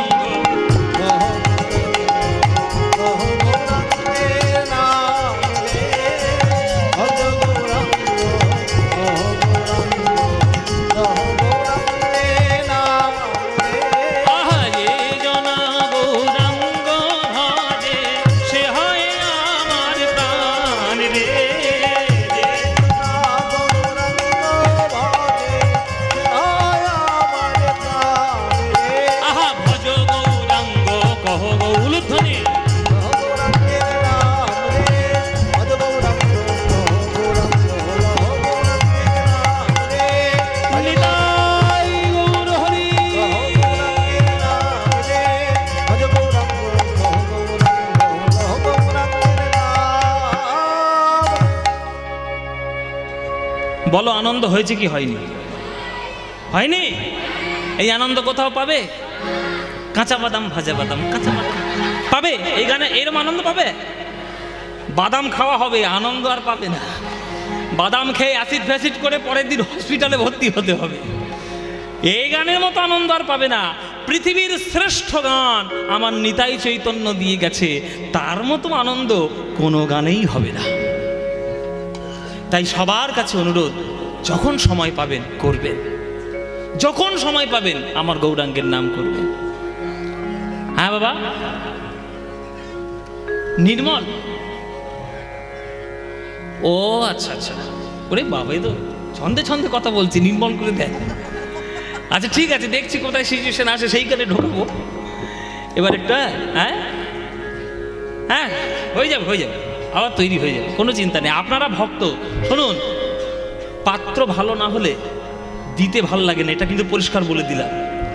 আপনারা পাত্র ভালো, আমি জানি আপনারা নিতাই চাঁদের দেশের মানুষ, পাত্র ভালো হবে না তো কি? চণ্ডীদাস ঠাকুর, জয়দেব গোস্বামী, রবীন্দ্রনাথ ঠাকুর, নিত্যানন্দ, বামা খ্যাপা, কঙ্কালী তলা, নলাটেশ্বরী, কত কত উদাহরণ দেবো। হ্যাঁ, এই এত সমস্ত ভক্তের জায়গা বীরভূম, আপনারা পাত্র ভালো না হলে কি হবে? ওই জন্য আপনাদেরকে শোনাতে ভালো লাগে, আমার বীরভূম জেলা অত্যন্ত প্রিয়, ওই জন্য তো বলছি। ঠিক বসে থাকুন, ঠিকঠাক একদম ঠিক শুনিয়ে দেবো পয়েন্টে পয়েন্টে সব গান। চলুন জয় নিতাই। এবার লীলার দিকে আমরা একটু এগোবো, এগিয়ে আমরা ধীরে ধীরে অগ্রসর হয়ে ঠিক আমরা সময় মতো গাইব। চলুন। আজ ব্রহ্মা অভিশপ্ত হয়েছেন গোবিন্দের কাছে, যবন ঘরে জন্মগ্রহণ করবে সে। গোবিন্দ বলেছে যবন ঘরে জন্ম নেবে, যবন ঘরেই জন্ম নিল। কোথায় জন্ম নিল? বর্তমান বাংলাদেশ, জেলাটার নাম খুলনা জেলা। খুলনা জেলার পুরহন গ্রাম, সেই গ্রামে জন্মগ্রহণ করেছিলেন ব্রহ্মা হরিদাস ঠাকুর। আস্তে আস্তে কথা না, এইবার কথা হচ্ছে যে আগেকার দিনে এই যে আমাদের হরিদাস ঠাকুরে, আপনাদের আগে প্রথমেই বলে দিই, হরিদাস ঠাকুরের জন্ম বৃত্তান্ত নিয়ে কিন্তু অনেকগুলো মতভেদ আছে বাবা, অনেকগুলো মত পার্থক্য আছে।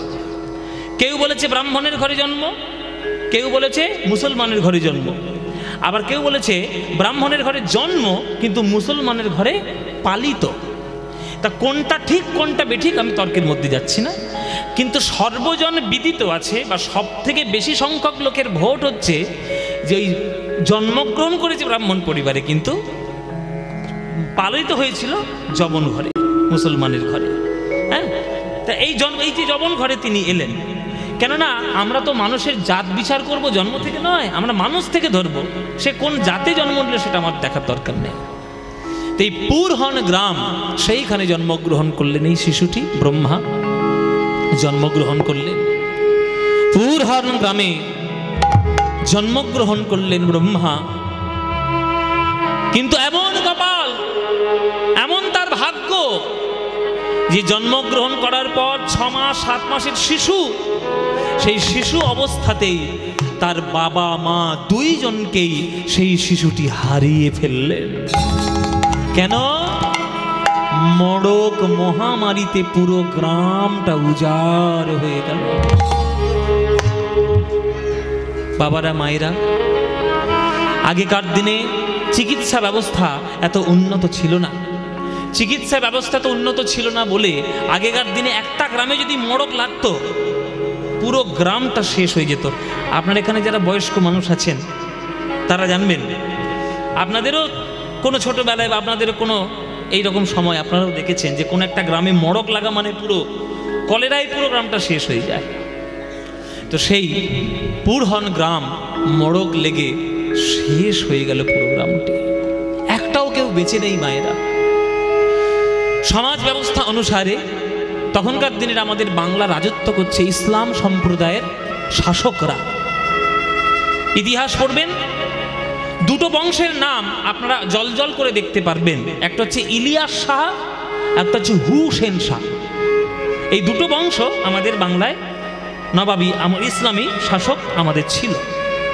তো সেই নবাবী শাসনের তখনকার দিনে প্রতি গ্রামে গ্রামে কাজী সাহেবদের উপর দায়িত্ব থাকতো গ্রামকে পরিদর্শন করা। যেমন এখনকার দিনের একটা গ্রামের প্রধান হয়, পঞ্চায়েত প্রধান হয়, সেই তার উপর দায়িত্ব থাকে পুরো গ্রামটাকে দেখাশোনা করা, কার কি অসুবিধা, কার কি দরকার। তো কাজী সাহেবের সেই দায়িত্ব ছিল। যে কাজী সাহেবের উপর দায়িত্বটা ছিল সেই কাজী সাহেবের নাম হচ্ছে হাবিবুল্লাহ।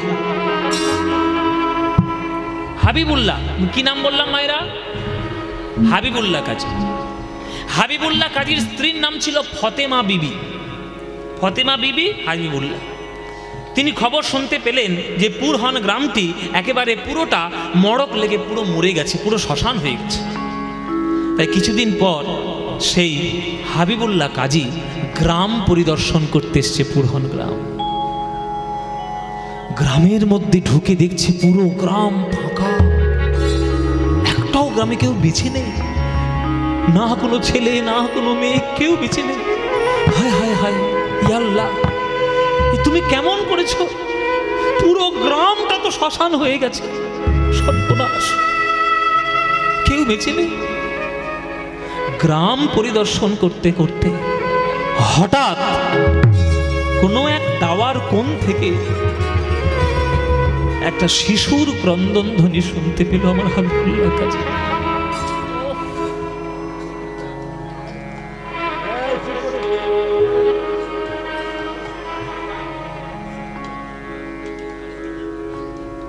দাওয়ার কোণ থেকে একটা শিশুর ক্রন্দন ধ্বনি শুনতে পাচ্ছে আমার হাবিবুল্লাহ কাজী। মা মা বলিয়া শিশু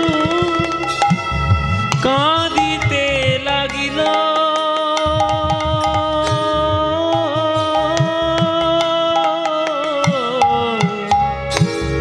মা মা বলিয়া শিশু কাঁদিতে লাগিল,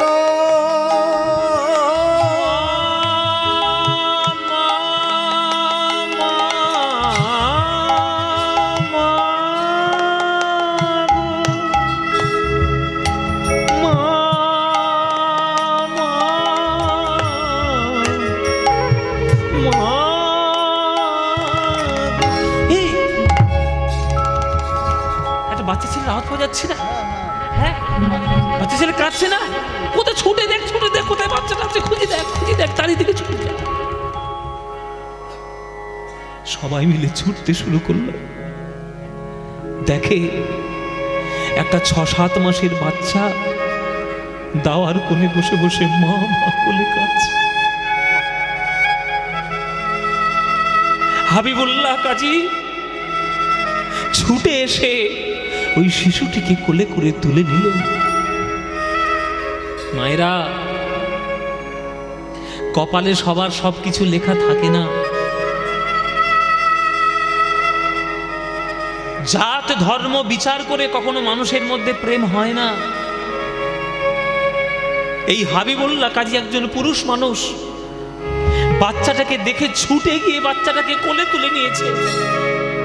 স্বাভাবিক পিতৃত্ব, স্বাভাবিক পিতৃস্বাদ উঠে এসেছে তার মনের মধ্যে। কেন? এই হাবিবুল্লাহর কোনো সন্তান ছিল না।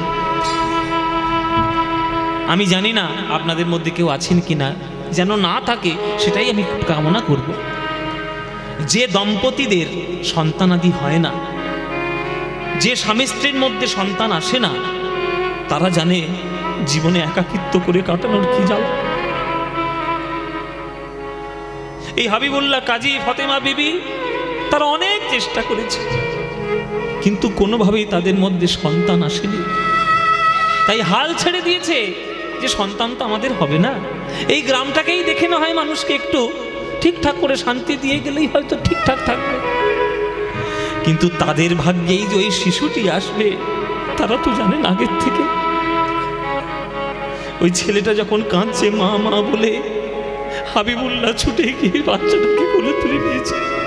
আগো, এই এত দুধ খাওয়া শিশু, এই শিশুটা মা হারিয়েছে, বাবা হারিয়েছে। আয় আয় আয় বাবা, আমার কোলে আয় বাবা, আয় আমার কোলে। মা মা বলিয়া শিশু কাঁদিতে লাগিল, আর হাবিবুল্লাহ কাজী এসে তারে কোলে তুলে নিল। হাবিবুল্লাহ কাজী এসে কোলে তুলে নিল। না না না না, কাঁদিস না রে, কাঁদিস না রে, না না কাঁদিস না রে, কাঁদিস না রে। ওরে অমন করে মা মা বলে কাঁদিস না রে, রে ওরে অমন করে মামা বলে কাঁদিস না রে, কাঁদিস না রে।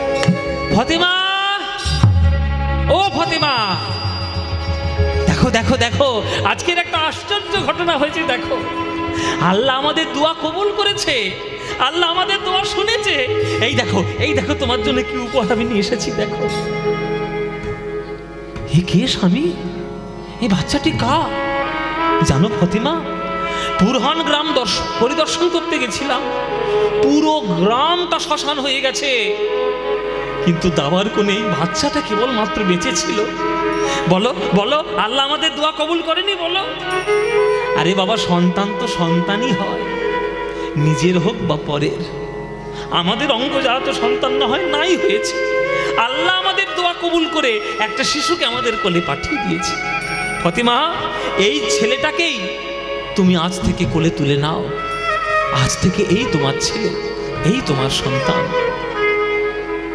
মায়েরা, যে খায় চিনি তারে যোগায় চিন্তামণি। বেশি চিন্তা করবেন না, আপনার চিন্তা একজন করে রেখেছে, শুধু আপনাকে কাজ করতে হবে, আর কিচ্ছু করতে হবে। যেমন করবেন ফল পেয়ে যাবেন। কর্মণ্যবধিকারস্তে মা ফলেষু কদাচন মা কর্মফল হেতুর্ভমা সঙ্গস্তনি কর্মণি। কাজ করে যাও, কাজ করে যাও, ফলের কথা চিন্তা করো না। তারা কাজ করে গেছে, তাই আল্লাহ তাদের কোলে একটা সুন্দর শিশুকে পাঠিয়ে দিয়েছে। ফতেমা বিবির কোলে শরণ লইল, ফতেমা বিবির কোলে শরণ লইল। ফতেমা বিবির কোলে শরণ। ফতেমা বিবির কোলে শরণ নিল ওই শিশুটি। ধীরে ধীরে বড় হচ্ছে বাবা মায়ের কোলে, স্নেহ পাচ্ছে। স্নেহ কার তরফ থেকে আসছে সেটা তো সে জানবে না। সে মুসলমানের ঘর থেকে আসছে না হিন্দুর ঘর থেকে আসছে না খ্রিস্টান ঘর থেকে আসছে, স্নেহ তো স্নেহ হয়। বাতাস যেমন বাতাস হয়, শূদ্রের পাড়া দিয়েও বয়ে যায়, ব্রাহ্মণের পাড়া দিয়েও বয়ে যায়, সবার ঘরে সমানভাবে বাতাস যেমন বয়ে যায়, তেমনি স্নেহ প্রেম এগুলো প্রকৃতির স্বাভাবিক ব্যাপার। এর সঙ্গে কারোর কোনো দ্বন্দ্ব নেই, এ সবার মধ্যে একইভাবে থাকবে, কারোর মধ্যে বেশি কারোর মধ্যে কম।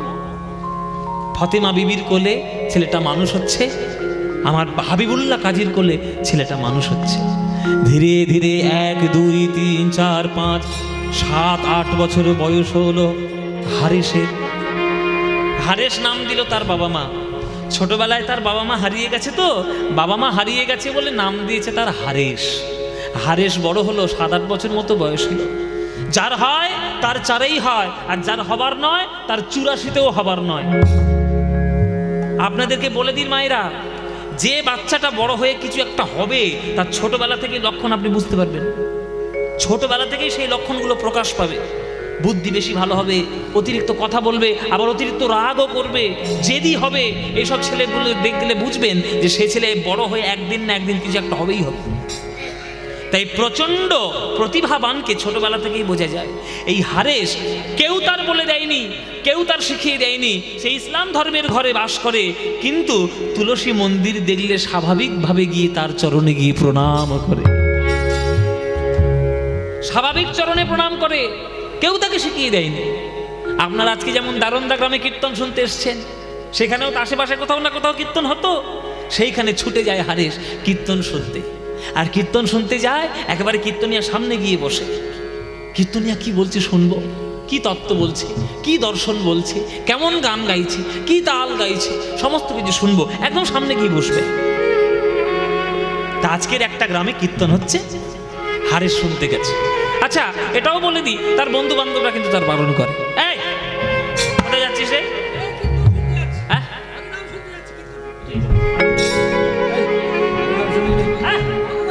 আরে তোর আব্বা যদি জানতে পারে, আব্বা যান, তোর আবার খেয়ে যাস না, যাস না, যাস না, তার বন্ধু বান্ধবরা বারণ করে।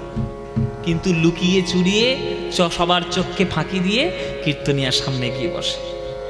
আজ কীর্তন হচ্ছে গ্রামের মধ্যে, কীর্তনিয়া কীর্তন করছেন, পদাবলী গাইছেন, আর হারেস গিয়ে একেবারে সামনে গিয়ে বসেছে। বাবারা মায়েরা, যারা ছাত্র ভালো হয় তারা সবসময় চেষ্টা করে মাস্টারের সামনে গিয়ে কি করে বসবে, আর যারা ফাঁকিবাজ হয় একবার পিছনে বেঞ্চে গিয়ে বেঞ্চি বাজাবে, কাঠ বাজাবে।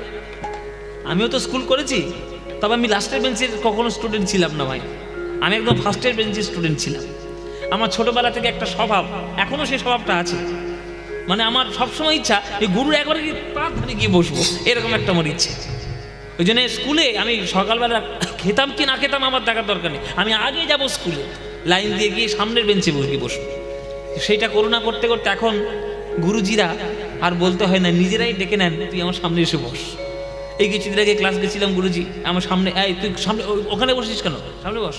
আবার আমার সামনে যদি কেউ দেখায় সরে যা, ওর মুখটা দেখতে পাচ্ছি না, সামনেই ডেকে নেয়। এগুলো কৃপা, আর কিচ্ছু নয়, কৃপা, গুরু কৃপা। কীর্তনিয়া সামনে বসেছে হারেস, আর কীর্তনিয়া গান গাইছে।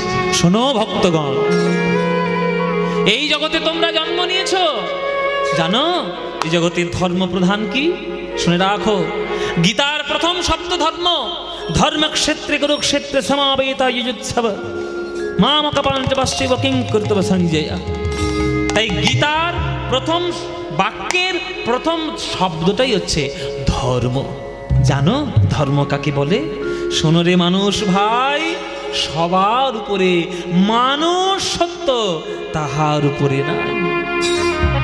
ভগবান মানুষ সৃষ্টি করে পাঠিয়েছে, আমরা আমাদের স্বার্থের জন্য জাতপাত বর্ণভেদ আমরা তৈরি করেছি, কিন্তু ভগবান কখনো বর্ণে বিশ্বাস করেন না, ভগবান কখনো জাতে বিচার করেন না। তাই তুমি কোন কুলে জন্ম নিয়েছো, কোন কুলে এসেছো, এটা বড় কথা নয়। তুমি যখন ভগবানের চরণে বসেছো, ভগবানের চরণের প্রতি তোমার হৃদয়ে অফুরন্ত ভালোবাসা আছে কিনা, এইটাই ভগবান দেখবে। জানো ভক্তগণ, ওই জন্য পদাবলী কি বলে? মন মন রে আমার, মন রে আমার, মন রে আমার, মন কি করে বরণ কুল, মন কি করে বরণ কুল, কি করে বরণ কুল, মন কি করে বদল, ওরে মন, মন কি করে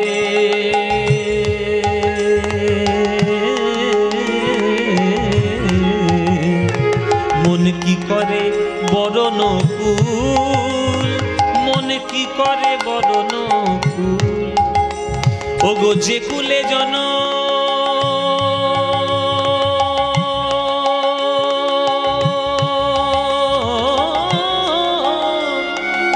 যে কুলে জনম তোমার হোক না কেন, যে কুলে জনম হোক না কেন, আহা, যে কুলে জনম তোমার হোক না কেন, যে কুলে জনম হোক না কেন, ভকতি সবার মূল, ভকতি সবার মূল। যে কুলে জনম হোক না কেন, যে কুলে জনম হোক না কেন, ভকতি সবার মূল, ভকতি সবার মূল।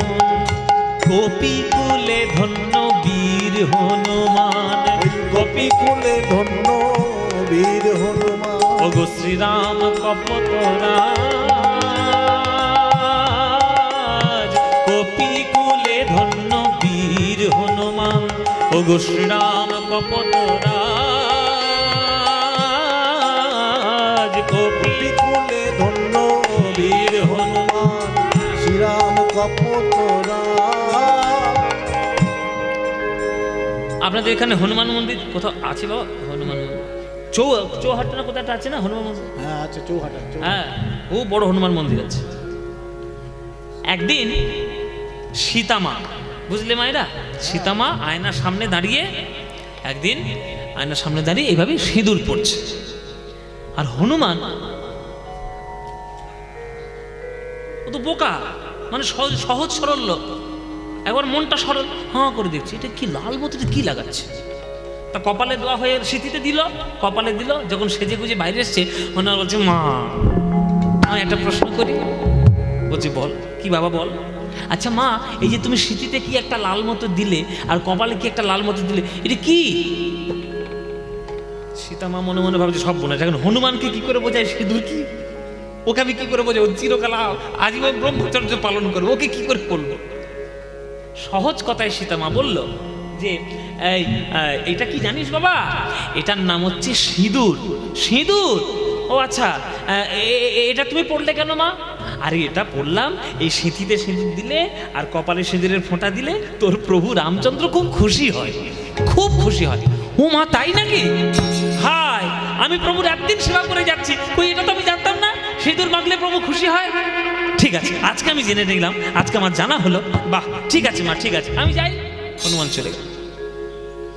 পরের দিন সকালবেলা রামচন্দ্র রাজকার্য করার জন্য বসেছে। এবার রাজকার্য করার জন্য বসেছে, মন্ত্রী শান্তি সব ভক্তরা দাঁড়িয়ে আছে।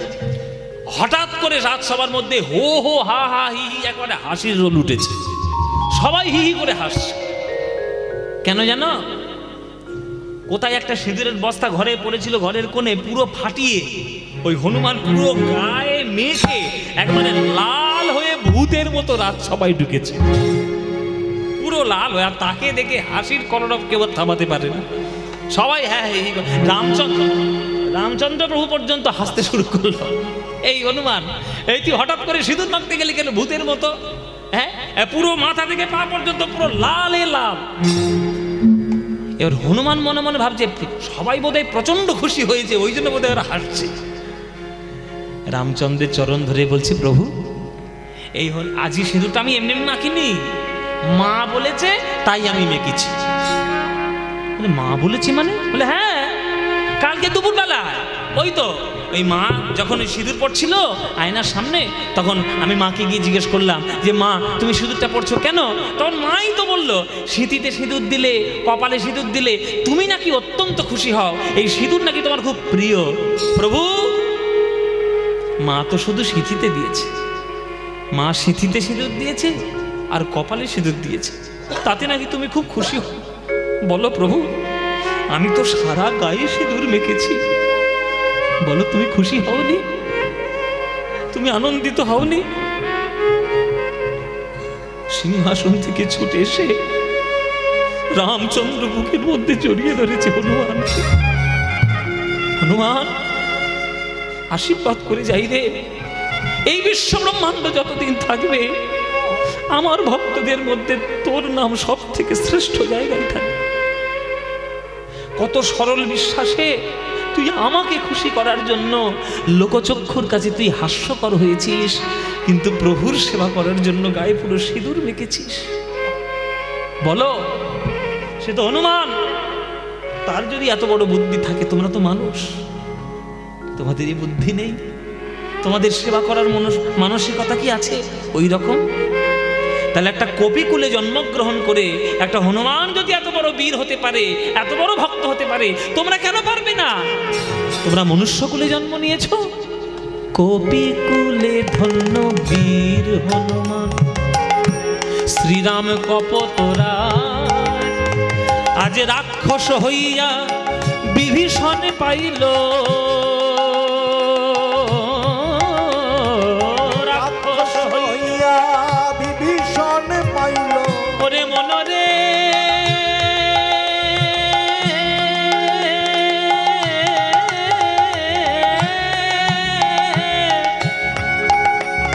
মনরে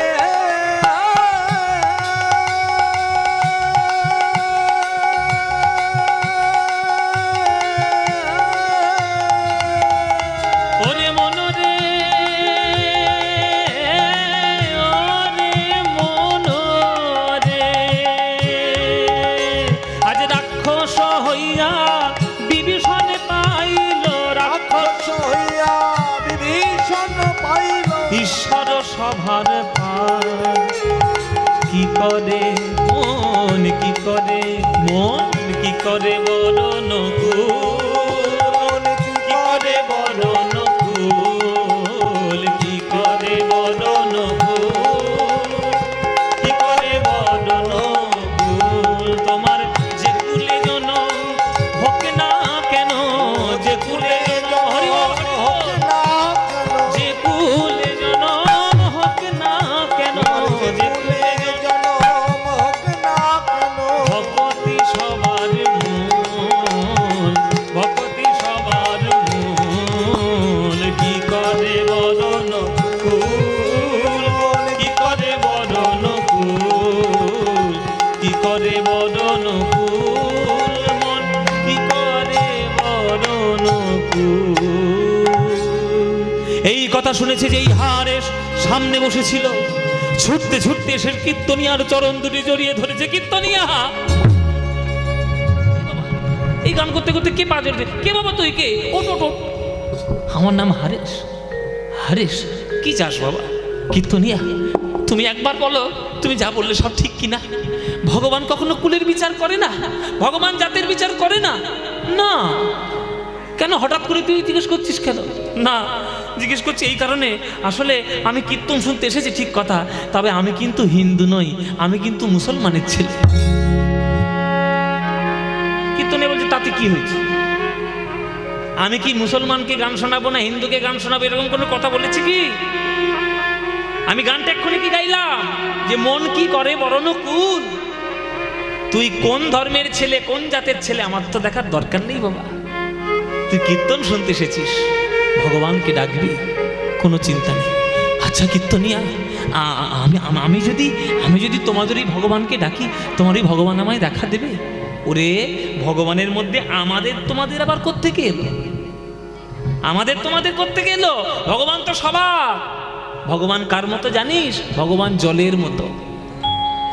জলের মতো। অত্যন্ত বরফ যখন দিবি, যখন বরফ জমে জমাট হয়ে যায়, আবার সেই জলকে যখন অত্যন্ত গরম করবি, সেই জলটা অত্যন্ত ফুটে বাষ্প হয়ে উড়ে যায়। জলটা জলই থাকে, শুধু পরিবেশের পার্থক্য অনুসারে তার রূপকে পরিবর্তন করে। কখনো সে মূর্তি ধারণ করে, কখনো সে নিরাকার হয়ে উড়ে যায়। ভগবান একই ব্যাপার বাবা। যে ভক্ত তাকে ভালোবাসার হৃদয়ে তাকে ভরে রাখে, তার কাছে মূর্তিমান হয়ে যায়।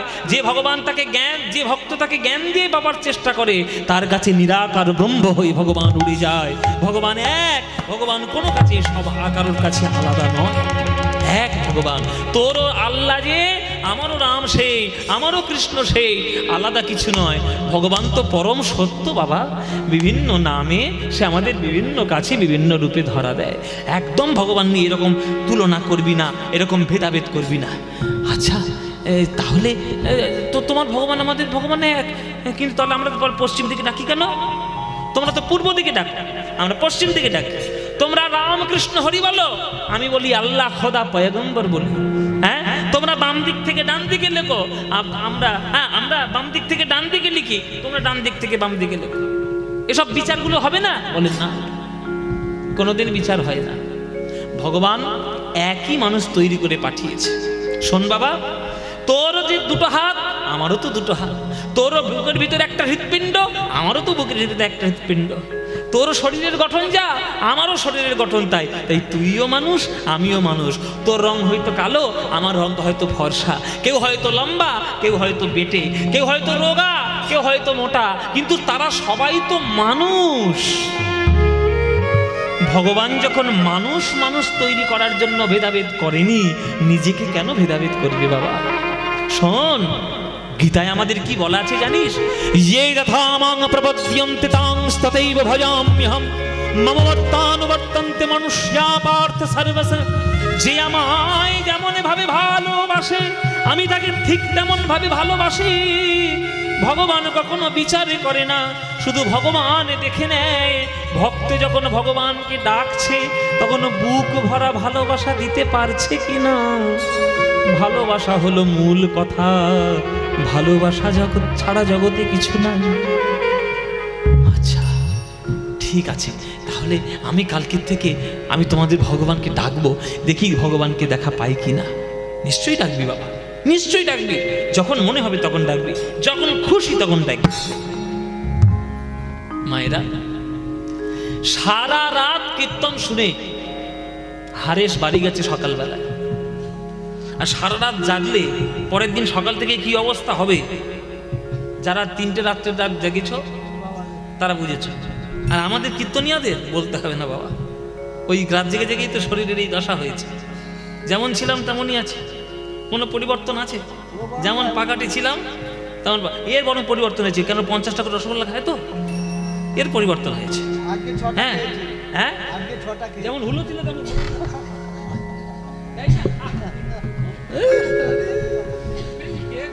বেশি খেয়ে ফেলে দিতে কি করবে।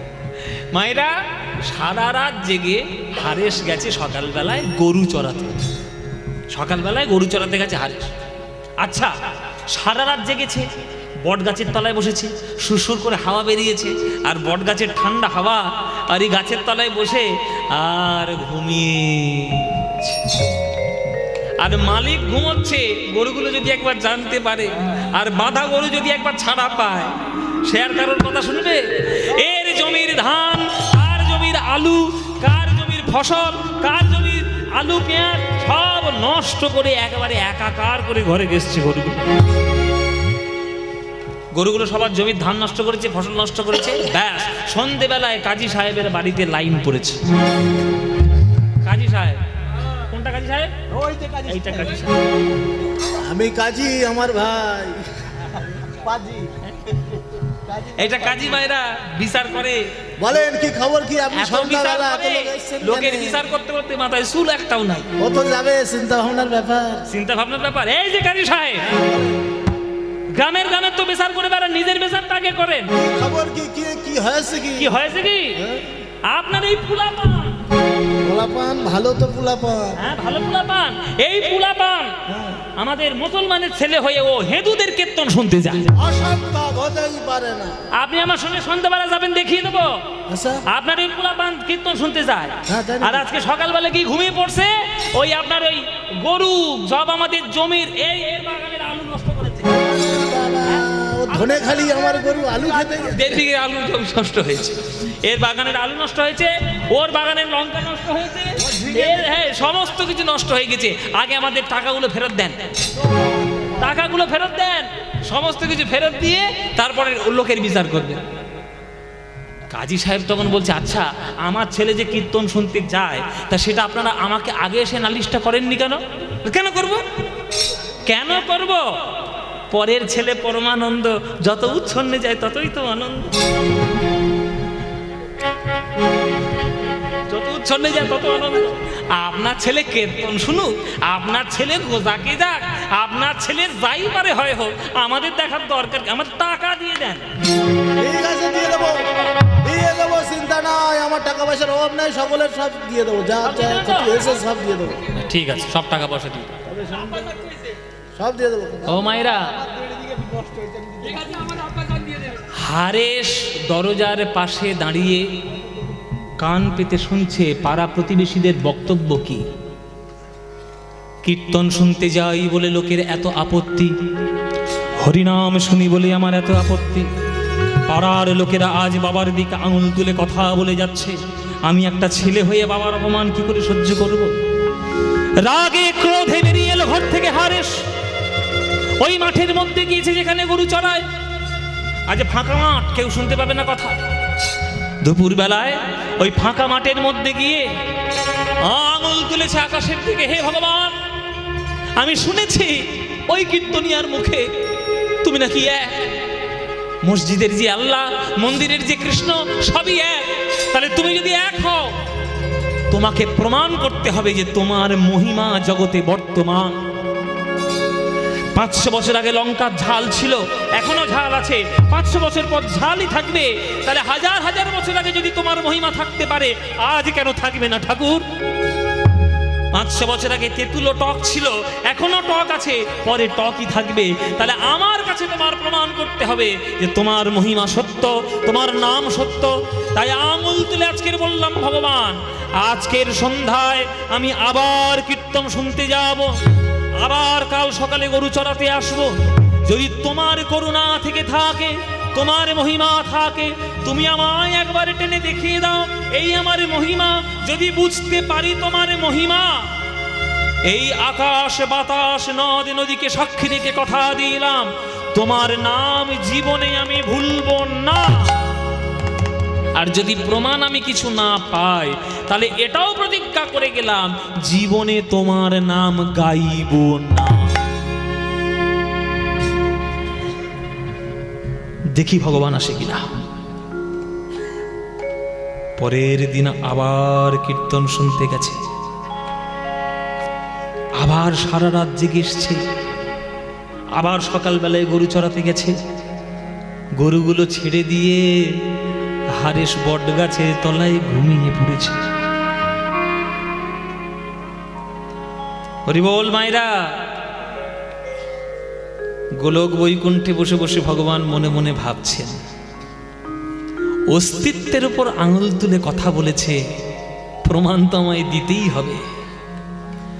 यदा यदा हि धर्मस्य ग्लानिर्भवति भारत अभ्युत्थानमधर्मस्य तदात्मानं सृजाम्यहं परित्राणाय साधूनां विनाशाय च दुष्कृतां धर्म संस्थापनार्थाय संभवामि युगे युगे। गोलोक वैकुंठ ছেড়ে আজ ভগবান কৃষ্ণ নেমে এলেন, হারেসের রূপ ধারণ করলেন। মাঠের মাঝখানে সবাইকে মায়া দিয়ে ঘুম পাড়ালেন। হারেসও ঘুমিয়ে পড়লো।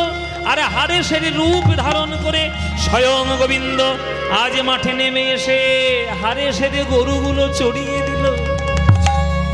মনে মনে ভাবছে, দেখো দেখো আমার ভক্তের কেমন মহিমা। ভক্তের পাল্লায় পড়ে পুরনো চাকরি ফিরে পেলাম। পুরনো চাকরি, দাপর যুগের চাকরি কি ছিল মায়েরা? গরু চড়ানো। বলে ভক্তের এখন মান রক্ষা করতে গিয়ে আবার গরু চড়াতে হচ্ছে। দেখো ভক্তের কি মহিমা। সারাদিন ধরে গোবিন্দই আমার গরুগুলো চড়িয়ে দিলেন। বিকেল হয়ে গেল, হারেসের যখন ঘুম ভাঙলো, গোবিন্দ অদৃশ্য হয়ে গেলেন। হারেস উঠে দেখছি, কি আমি তো গরুগুলোকে ছেড়ে দিয়েছিলাম, তাহলে ফসলগুলো রক্ষা হলো কি করে? যে গরুকে আমি ঠিক যেমন জায়গায় বাঁধি ওগুলো থাকলো কি করে? তাহলে কে এসেছে আমার গরু চড়াতে? হে ভগবান, সত্যি তুমি কি এসেছিলে? আমার রূপ ধারণ করে তুমি গরু চড়িয়ে দিয়েছো। আজ আমি প্রমাণ পেলাম। আকাশ বাতাস সাক্ষী রেখে আমি প্রতিজ্ঞা করেছিলাম যে তোমার নাম আমি জীবনে ভুলবো না। আজ আমি প্রমাণ পেলাম। আমি প্রমাণ পেলাম হরি নামে, নিতাই গৌর হরি নাম, হরি নামে। আমি প্রমাণ পেলাম হরি নামে, প্রমাণ পেলাম হরি নামে। এই হরি নামে, হরি নামে প্রমাণ পেলাম হরি নামে, এই হরি নামে, এই হরি নামে প্রমাণ পেলাম হরি নামে। এই হরি নামে হরি নাম বিলায় প্রমাণ পেলাম হরি নামে, হরি নামে হরি নাম বিলায় প্রমাণ পেলাম হরি নামে, হরি নামে হরি নাম বিলায়। মুখে হরি হরি হরি বলে প্রমাণ পেলাম হরি নামে, হরি হরি হরি বলে প্রমাণ পেলাম হরি নামে, হরি হরি হরি বলে আমি প্রমাণ পেলাম হরি নামে, প্রমাণ পেলাম হরি নামে, হরি নামে, হরি নামে, হরি